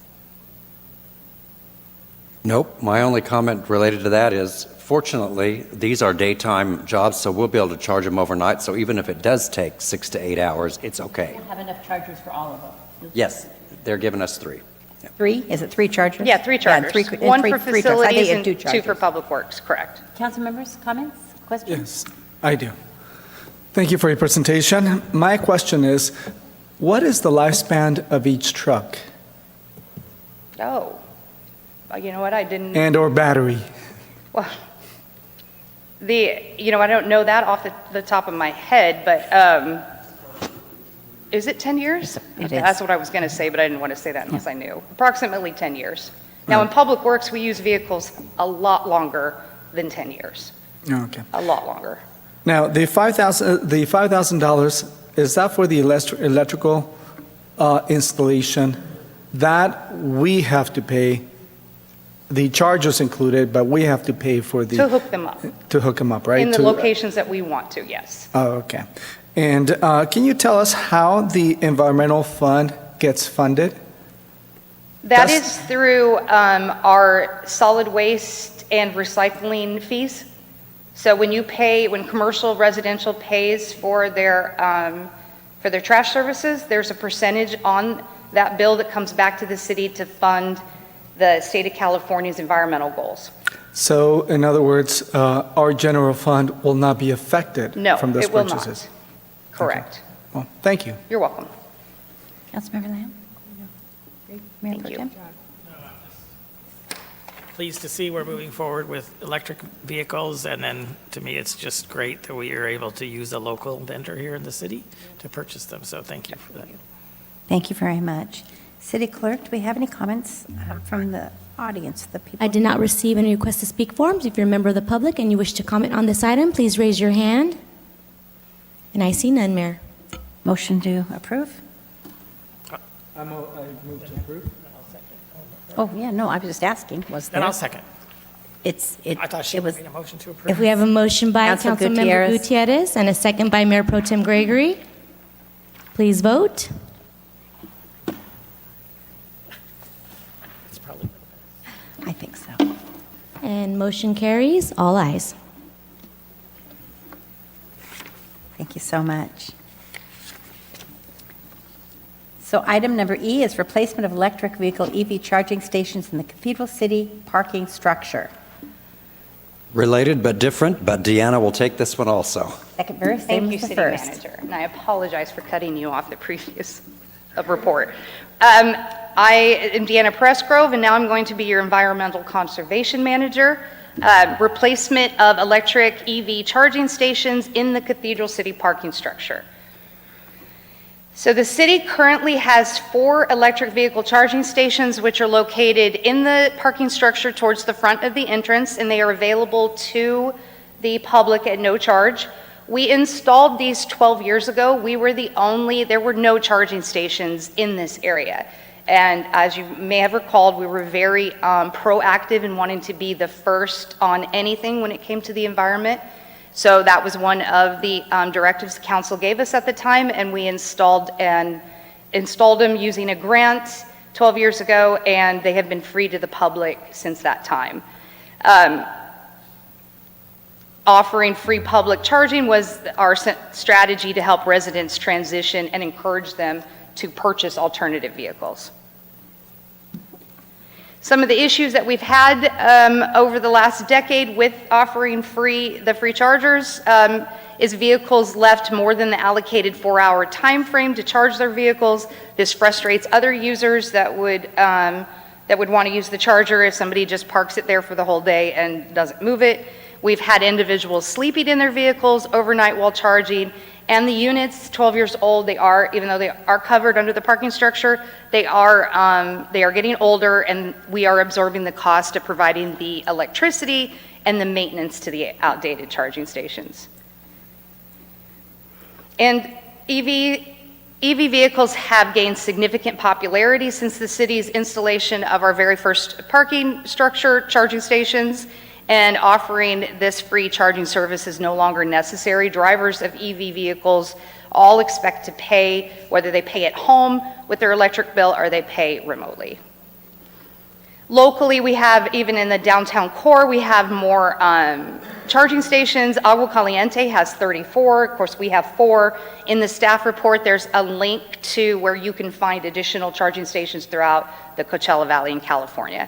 And replacing and installing new EV charging stations in Cathedral City parking structures is another step towards sustainable transportation. The city's fleet coordinator, Michael Walla, reached out to the following EV charger providers to request a quote: ChargePoint, EV Range, Stronghold, and Amp Up.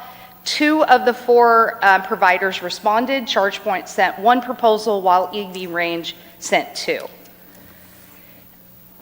Now, before I talk about each of the individual proposals, I want to note that all 3 proposals included these same items, which is removal and disposal of existing equipment, installation of level 2 chargers, a payment system that allows users to pay for the energy consumed. That'll be through a app or through a credit card.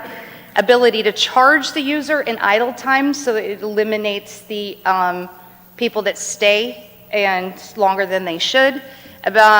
Training software for staff, software that monitors the usage and provides monthly reporting, and support services to cover maintenance.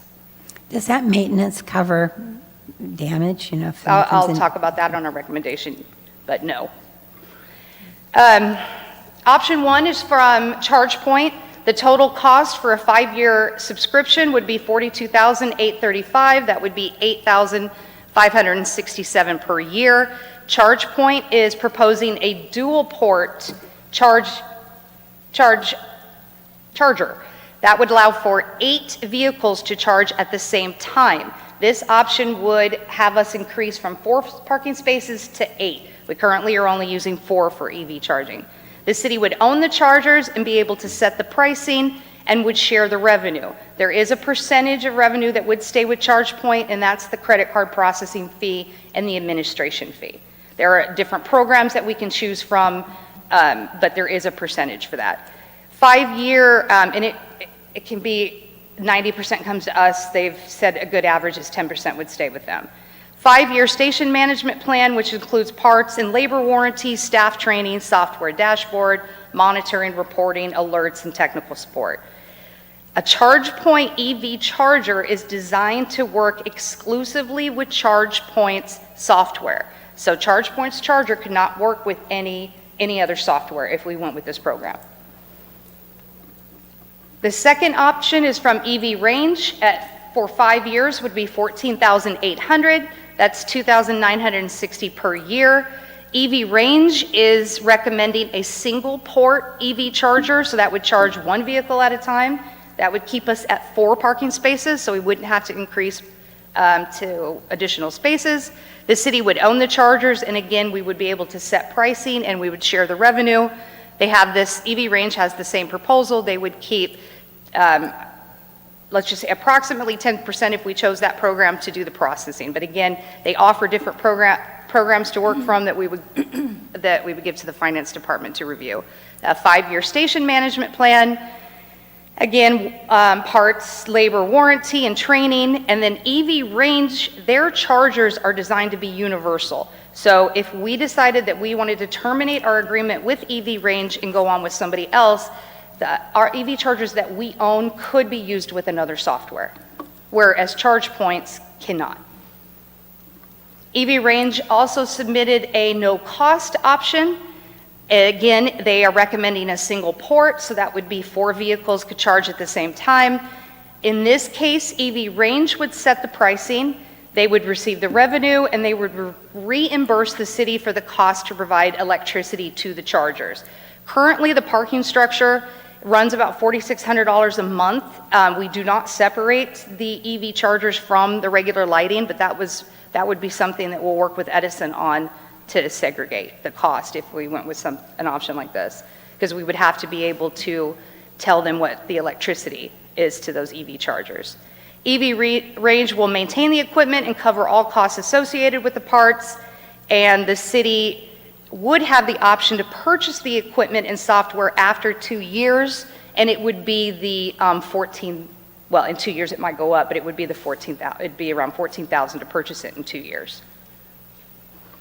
So staff evaluated all 3 proposals. The first one, ChargePoint, the option, or their proposal to increase to 8 EV vehicles. Staff does not recommend that at this time. It's not uncommon for chargers or anything that was offered for free to see a decrease when we start in usage, when we start to charge for the service. If the city would own the EV chargers, but again, if the city would chooses to end its service agreement with ChargePoint and switch to a different provider, we wouldn't be able to do that because the ChargePoint's chargers don't work with another software. So if we switch providers, we'd have to buy new chargers.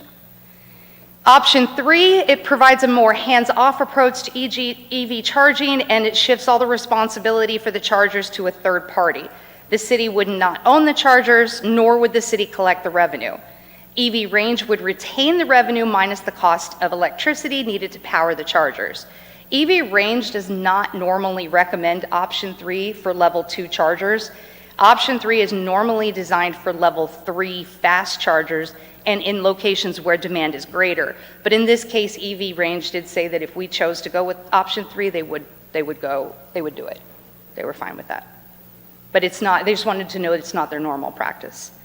Staff's recommendation is option 2 with EV Range. We concur that EV Range's proposal that option 2 more accurately reflects the current demand. The benefits for option 2 include the installation of 4 level 2 chargers, a payment system to allow users to pay for the energy consumed. Again, they pay on an app or with a credit card. The city would own the charges and would be able to set the pricing and share the revenue. The revenue generated from the EV chargers would be collected by EV Range and then dispersed to the city on a monthly basis. And then we would also have a 5-year support services and warranty coverage, and it covers everything except vandalism or accidents. So what we used to have a problem with the CNG is that people would pull away and they would grab the hose and brake. In this case, the vehicles don't move if they're still hooked up, so we wouldn't have that problem. So the problem we're going to have is somebody ramming into it, backing into it, and breaking it. One of those chargers is about $1,300 a piece, so we would be responsible for that. Hopefully we would have a police report and be able to get it from the person that damaged it, but if it was damaged overnight and we don't have any report, then it would come out. It would be on us to replace it.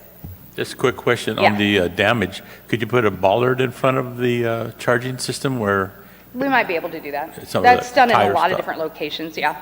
That might be something to consider. We have 12 years and we haven't had anybody hit one. Okay. Yeah, or, yeah, I don't know that we've had any sort of damage, but Eddie would probably be able to answer that more accurately. The city would have continuous access to the software. We would be able to renew the agreement in 5 years.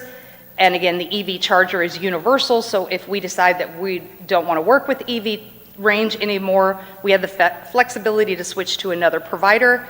The city's IT department has reviewed option 2 and approves the technical specifications that it will work with our location, the Wi-Fi and all the things. So I've not heard of EV chargers that were able to be used in different markets. It makes it sound like you can use it anywhere, right? Or it'll With take- any software. With any software, EV but not range. any plug. No, the plugs are universal. So it's the actual EV charger, EV Range's charger can work with multiple different softwares. No, but who's universal? Their charger is universal. That you plug into your car?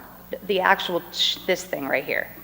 This thing, the computer. No, I understand that, but I'm talking about what plugs That's- into your car, because they aren't universal. I mean, unless there's something new out there that I don't know about.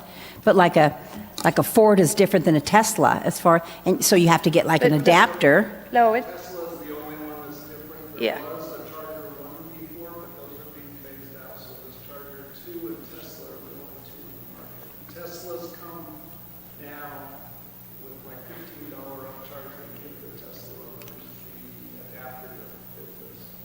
And funny enough, they did that for Ford too. They gave us something to adapt to Tesla, so, yeah, it's back and forth. But does that mean we're not going to have anything in there that will support, I really don't know how I feel about Tesla as of today, but does it, are we going to have anything that makes it available for a Tesla, or is that on the owner to have To have that? the adapter. To have the adapter, thank you.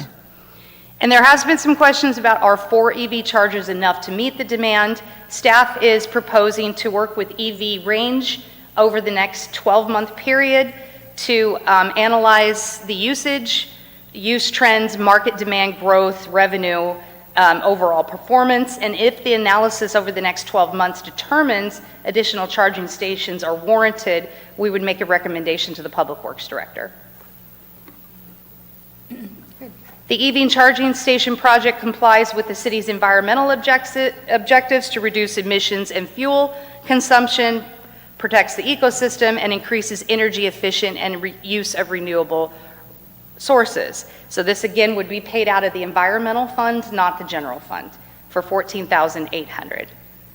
Our community investment under our previous strategic plan goals develop action B1 and B9, which focused on developing electric vehicle policies and plans.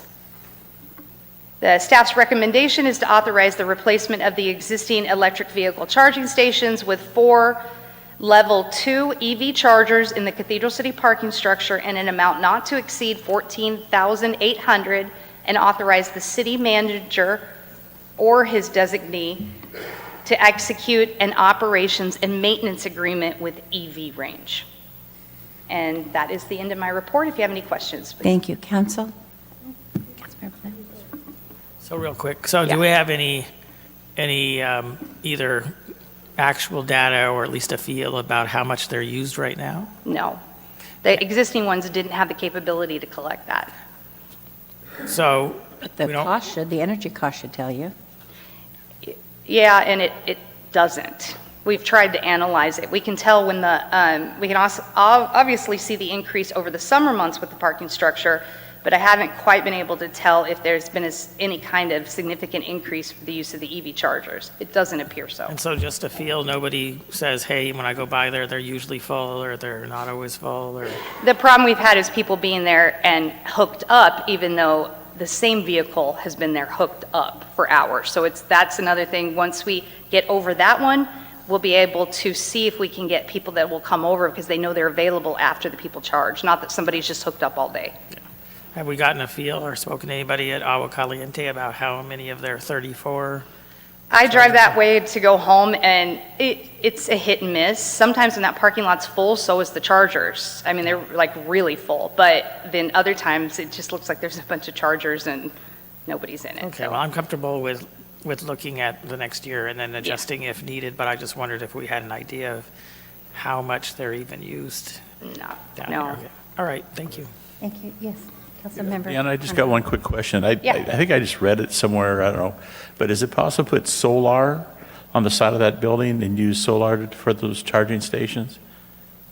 Can we look, you don't have to do it right now. Is there something we Sure. can look into Yeah. possibly? I think that's something that we can always look Well, into. we do have solar on the Yeah. top of the parking garage, Oh, and it feeds, and the use of the EV chargers goes into our Edison usage, and the solar partially offsets does- all of that. so we're- So it's indirect, but we are using solar Okay. to do that because we have solar on the parking structure. All right, thank you. Thank you, Mayor. Councilmember Gutierrez? Thank you, Mayor. Hello. Hello. Thank you for your presentation. I feel electrified once again.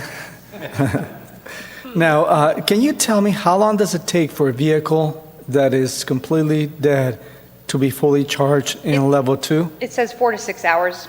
4 to 6 hours? Now, what is the difference with a level 3? That's a fast charger. So that's 15 minutes, 10 to 15 minutes, again, depending on where you're at your level of your battery. But that's And- very quick. 45 minutes if you're dead. And that is definitely something that over the next 12 months we'll look at if our demand could justify adding level 3s. And if we go with level 2, what will be the cost? What's the difference? Between Level 2 and level 3? we didn't get a price to install level 3s. The demand from the proposals, we don't have the demand for level 3 right now. We don't have the data to be able to justify level 3 in the cost. And the charge of electricity to charge a level 2 and a level 3, if my battery is fully dead, is it the same cost? No. It's based on how much you take, how much Yeah, energy you it would be take. based off Correct, the amount yes. that you use, correct? Okay, so it is the same, it's just the time that is different. Yes, you are charged by the kilowatt hour. So if you had like a Nissan Leaf that does 150 miles, at $4.30 a gallon, you'd be paying somewhere like $6. Where if you do a level 2 charger, you'd be paying 12, or on an average 12. If you do it from home, you're closer to $7. Okay. Now, if the usage shows that the demand is pretty high, what will it take to go from a level 2 to a level 3? Additional funding. So we'll come back with a recommendation if we're going to do, and we may even, I kind of envision the recommendation being to leave the level 2s and to add level 3s in maybe a different location around the downtown core. That's what I kind of anticipate might happen, but again, it's the availability of electrical and what we can run to those chargers. But there also may be the recommendation to up the level 2s to level 3, and then we would come back to you with that proposal on probably a 5-year subscription that would cost a little bit more than this would. And do we have the correct electrical lines We do. to feed this to a Yes. level 3? Yes, we do. We do? Okay. Well, thank you. You're welcome. Down here. City Manager, I bumped right over you. I'm taking you back to the top. I don't have anything to add to this. Well, that was uneventful after I groveled and all. Thank you so very much. I appreciate that. Are there any members of the community who would like to speak on this? Mayor, I believe we do have one. Sir, could you approach the lectern? Glad I chose to come tonight. As are we. I'm an EV owner, and I've had it for 3 years, and it's non-Tesla. Me too. Go team. When we have a home that has our charge point, and we're very happy with it, and we have solar, and we have sun, and so we're in a really good position. We rarely have to charge our car elsewhere. However, when we're out, we're always looking for that level 3 DC charger. Why? Because we can go from 20 to 80 in 20 minutes. So rather than having your car hooked up to a cord for 4 to 5 hours, you can get in and out in 20 minutes.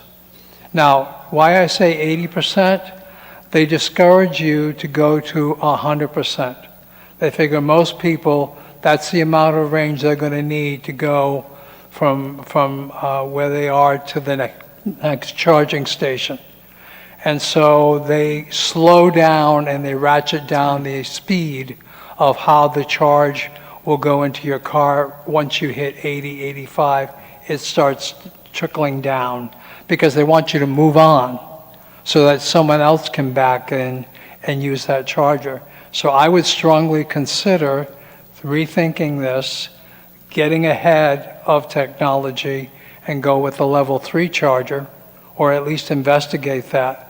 Because again, 20 minutes to charge from 20 to 80 is a hell of a lot better than 4 to 5 hours. And then you'll be able to turn and burn a lot quickly. And if you're passing the cost on to the consumer, then they're paying the bill for it. You're not paying for it.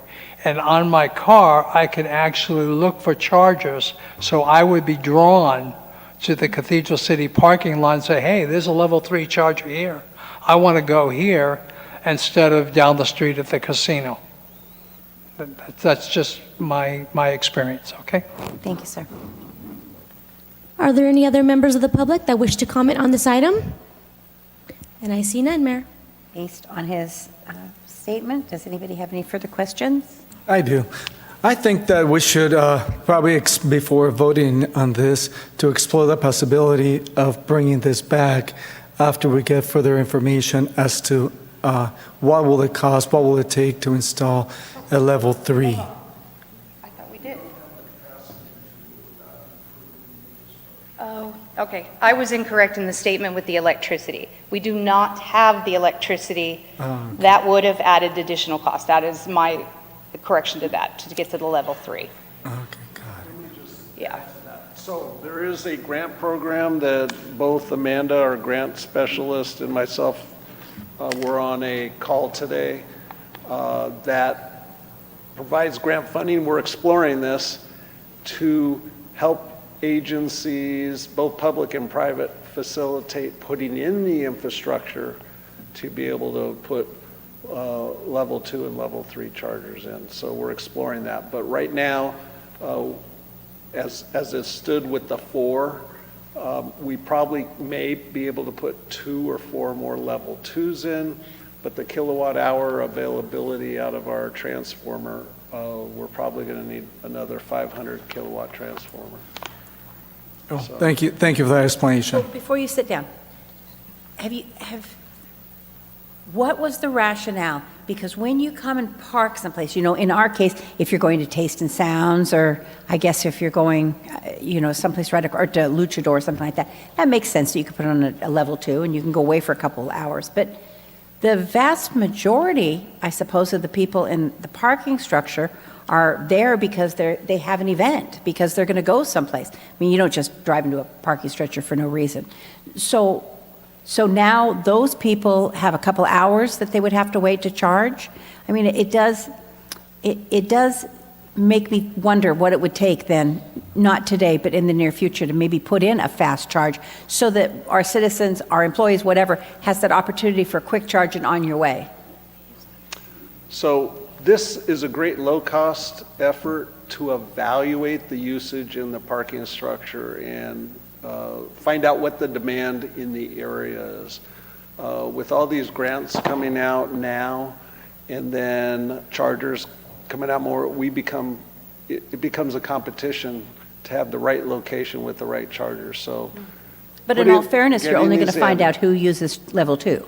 If you only have a level 2, you're only going to know what level 2 people have. Correct. You won't know how many people didn't come because you didn't have a level 3, or that we lost, some business to our local restaurants and things like that. and that wasn't lost in the discussion, and the EV charging, EV range, they're going to work with us to identify it because it's in their best interest too, since we're kind of partners. But how will they know? How do you know who you don't know they're there? They will evaluate that, and then they will evaluate the area too. They're in the business of making money, and we actually talked about other good spots for the level 2. That's right. That could be even out in front because they're a little quicker and they don't need to necessarily be under. I'm so surprised Costco doesn't have them. I mean, we're Deanna's all there put for a lot couple of hours. thought in that whole, what's in the future, but we need some data to see, because one of the things is now that they're charged, people might not come. It depends on I if absolutely that's the get right that. location. I understand what you're saying, and all I'm trying to say, and I probably got it across, is we don't know what we don't know. So we know if they come use the twos, we know how long they're there, we can keep track of all that, but we don't know if there were people who would have come and done the threes. Okay. Mayor, if I could, so this discussion about level 2s and level 3 chargers is very interesting, and I do think that that's something that should be looked at in the future.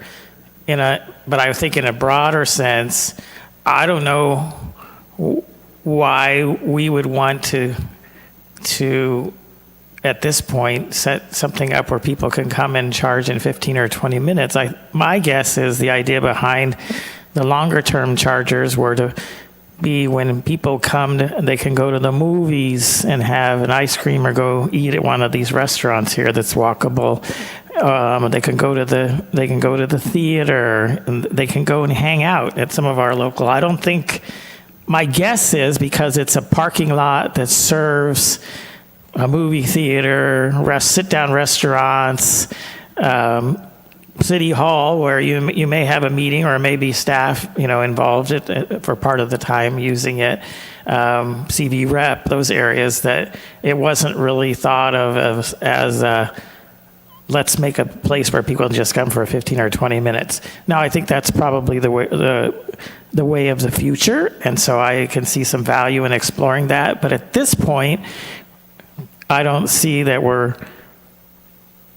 it's really necessary for us to hold off, and because we want to get level 3. I think that what staff has outlined is very wise, and that this setup is going to give us the ability to see how they're used and see how they're monitored, and then move forward from that. And then at that time, we can evaluate, well, is it really in our interest to have a bunch of quick chargers or not? My guess is the casino doesn't want to have a bunch of quick chargers because they don't want you to come in for 15 minutes. They want you to come in for several hours. So while I think this is interesting discussion, I think that what staff has presented to us here is very well thought out and probably is the way we should go at this time. Thank you. I agree. So with that, I would move staff recommendation. Yeah. Second. We have a motion by Mayor Pro Tem Gregory and a second by Councilmember Lamb. Please vote. And motion carries, all ayes.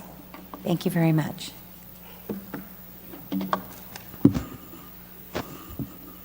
Item F is sign toppers for the I'm sorry, did we ask for, we already asked for public conversation on this, didn't we? Mr. Gregoire came up. The next one is sign toppers for the intersection of Channel Drive and Valley Vista Drive and the intersections of Channel Drive and Carroll Drive. Did you say channel or I guess you say channel with two ends. Yeah, okay. Thank you, Mayor. This is an item that was brought forward by Councilmember Lamb, and she went through all the procedures required in the sign topper policy, and we're ready for you to consider this request and act on it, and Deanna Pressgrove will present this item as well. All right, thank you, City Manager. Deanna Pressgrove, Public Works Manager.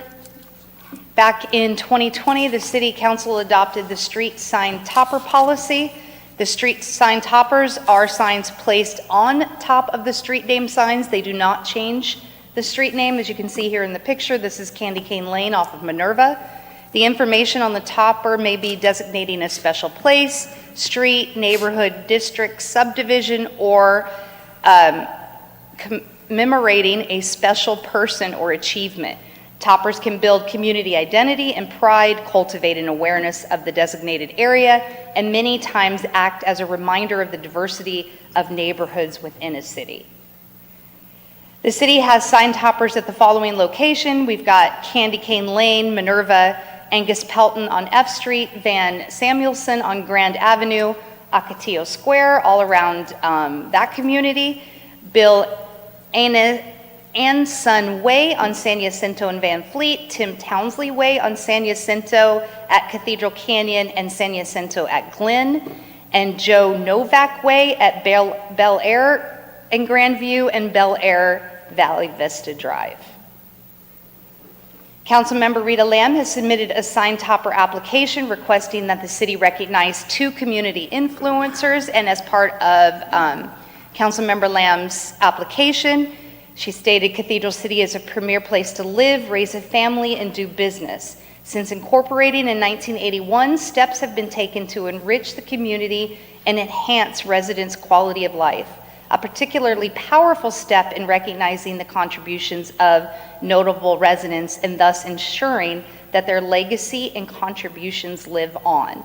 Councilmember Lamb is proposing to install sign toppers within the Cathedral City Cove neighborhood in honor of Cathedral City residents Diane Gill and Jane Rasco. Sadly, in 2024, the city lost Diane Gill, a community influencer who lived in the Cove, along with her wife, Jane. Their philanthropy, civic mindedness, and countless hours, days, weeks, months, years, and decades of unwavering commitment to the residents of the Cove and Cathedral City merit acknowledgement. Their lasting contributions are recognized by the Cathedral City Boys and Girls Club, Cathedral City Senior Center, and Find Food Bank.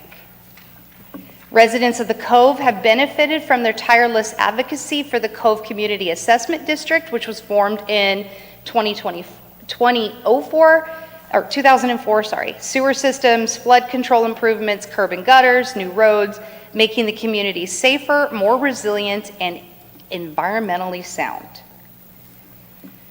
The application process, Councilmember Lamb wanted to ensure that the policy was adhered to and that the residents along Channel Drive were in support of the proposal. Councilmember Lamb has completed the following policy steps. In March of 2025, Sue Townsley, a community activist and Cove resident, worked with Councilmember Lamb by contacting the homeowners residing on Valley Vista and Channel Drive. There are a total of 7 homes along Channel Drive, one of which is owned by Jane Rasco and Diane Gill. All remaining homeowners supported the idea of installing sign toppers in support of their neighbors Diane Gill and Jane Rasco. The sign locations would be at the intersection as shown here on the map, Channel Drive and Valley Vista Drive, and the second one would be at Channel Drive and Carroll Drive. The proposed sign topper, this would be what it would look like. As required by the policy, the application and supporting documents were submitted to the city's Public Works Department and city manager for review. Staff reviewed the topper application and determined that the application, supporting documents, and neighborhood consensus meet the intent of the sign topper policy. The total cost to manufacture and install 2 sign toppers is $610. Councilmember Lamb is requesting that council authorize the waiver of the application fee of $194 and the staff report preparation fee of $209, together totaling $403. This is the same that we did for Ocotillo Square. If waiving of these fees is approved, the cost is $610 and would come out of the council discretionary fund. This is from our strategic plan. This is goal F, embracing inclusive cities, help define who Cathedral City is for our family and others. Oops. Recommendation from staff is to approve the installation of 2 sign toppers, each for the intersection at Channel Drive and Valley Vista Drive, and the intersection of Channel Drive and Carroll Drive at a total cost of $610 to be paid from the City Council District Improvement Funds, and authorize the waiver of the sign topper application fee and the staff report preparation fee. Thank you. That is the end of my report. Thank you, Council. Do we have any questions? No?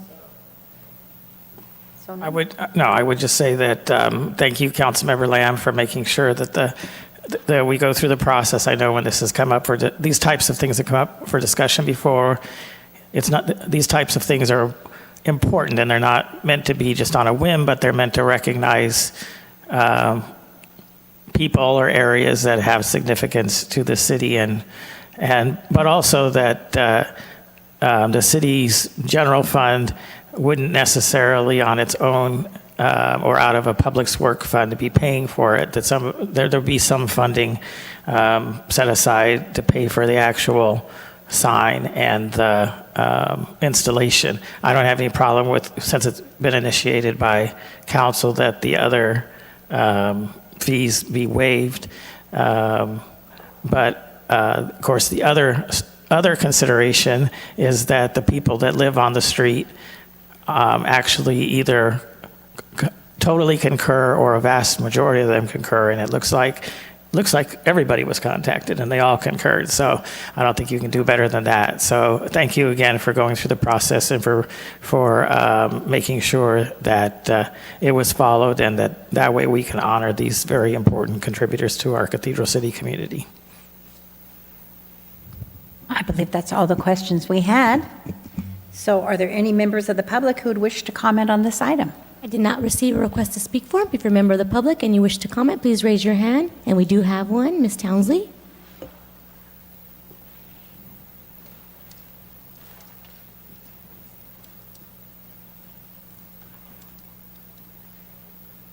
Good evening, Sue. It's nice to see you.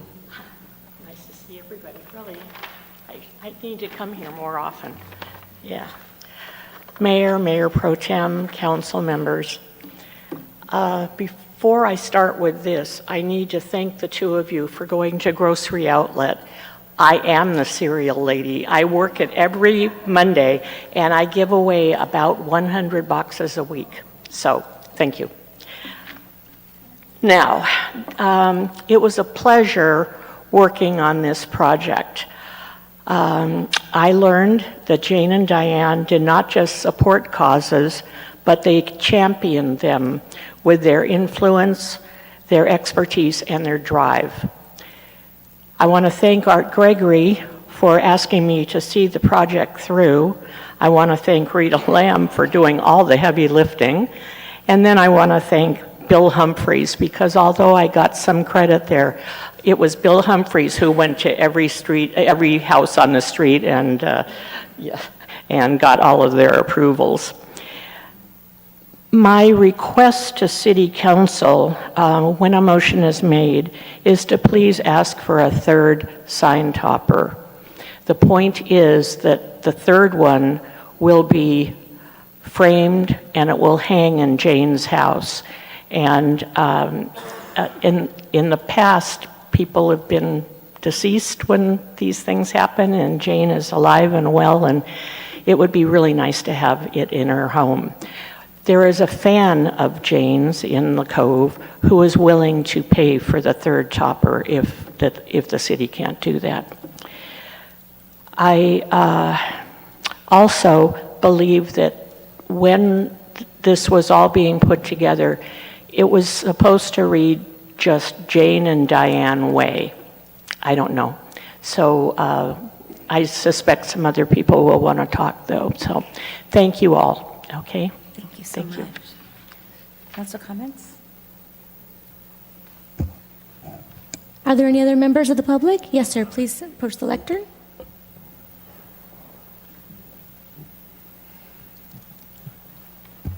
Good evening. Hello again, long time no see. Mayor, Councilman Lamb, Councilman Gregory, Councilman Gutierrez, Mark. Jane and Diane were unique characters. You know, they stood up, they showed up, they spoke up, right here in this very chamber. Like a dog with a bone. Like a dog with a bone. They engaged with neighbors, city council, and local organizations. They organized and rallied for change. They encouraged others to join in. They hosted rallies in front of their homes. They donated money, they donated their time, and they did donate their home for these events. They strongly believed in the First Amendment, and they exercised that right whenever, wherever they felt the need to, and unapologetically. They were engaged and outspoken, very supportive of issues affecting the Cove, but also the entire city. Most important, they did not give up. I noticed the picture of the t-shirts with "No on Fireworks" that I think I recognize a few other people in that picture. That was very important to them, Because we know during fireworks season, there is a danger of fire. There's a danger of personal injury. There's a negative effect on animals, many of which run away because of the noise. And there's also a profound effect on veterans, especially veterans suffering from PTSD. So it wasn't just about the fireworks, it was about how they impacted the community. And that was our first attempt. And I'm very glad to see that they didn't give up and that the city council eventually did ban the sale and use of fireworks in our city, making it safer for our fire prevention, for our pets, and also for our vets. Another thing that was a very good job in the presentation, I think you covered everything. There's a couple of points that I wanted to make, was the Santa Rosa Mountains. They were very much active in terms of preserving the Santa Rosa Mountains. There was a development that was proposed, a Disney-like style amusement park in the hills that would have really impacted the cove in terms, and also the environment. They had T-shirts made. They raised money to be help this project. And if you go up there now, you'll see that there is no amusement park up there. They did support the Cove Assessment District, and let me tell you, that was no easy task to get 51% of the residents to agree to that Cove Assessment District that will be paying off until 2035. Anyhow, moving on. They're strong advocates for the Boys and Girls Club, the Cathedral City Senior Center, the LGBTQ community. When issues came up in council, again, they showed up, they spoke out, speaking truth to power on what they believed in. They were fierce, unapologetic, shot from the hip, and never intimidated by detractors or the powers to be. Thank you so Almost much. always, Thank you so much did for I do your. my whole 3 minutes already? Yeah, and some. Okay, all right. Thank you. Thank you very much. Are there any other members of the public that wish to comment? I see none, Mayor. Thank you so very much. Oh, And I just wanted to end by saying, thank you, Deanna, for the wonderful presentation. And I am delighted to see so many of our Cove neighbors here, because as was mentioned, Diane and Jane Diane was and Jane is. They are forces of nature. And my husband and I have lived in the Cove for 25 years, and when the Cove Assessment District conversation started just as residents and following it in the Desert Sun and on city council meetings, I mean, talk about brouhaha. It was much drama. But they were dogged, and it wasn't, they were never aggressive, but it was always information. Here's the facts. Here's what's going to happen. Here's what's going to, this is what the Cove is going to look like. Here's how it's going to affect the environment. Here, what it's going to be for parking. Here are our new streets. And just lists and lists and lists of all the positives. And I so appreciate about them. And that absolutely changed the character of the Cove. Absolutely changed the character of the Cove. So their contributions are long-lasting and long-reaching. And I think having their first and last name is so much respect for generations to come, because this is definitely a legacy contribution to our Cove. So thank you. Thank you very much. Do I have a motion? So is the council member willing to pay for the third sign topper out of her funds?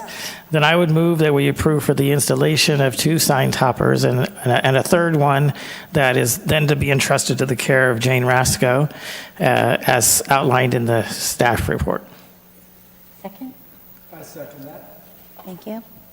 We have a motion by Mayor Pro Tem Gregory and a second by Councilmember Gutierrez. Please vote. And motion carries, all ayes. Good job, Rita.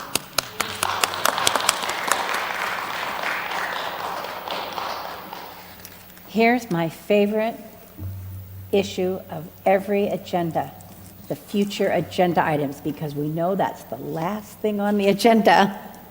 So do we have any discussion of future agenda items that the council would like to discuss? Yep, Rita? Nothing? Okay, all right, then I am pleased to, because we have no closed session items, adjourn, and the next regular city council meeting will be held on April 9th, 2025, and a special city council meeting will be held on April 2nd, 2025. This meeting is officially adjourned.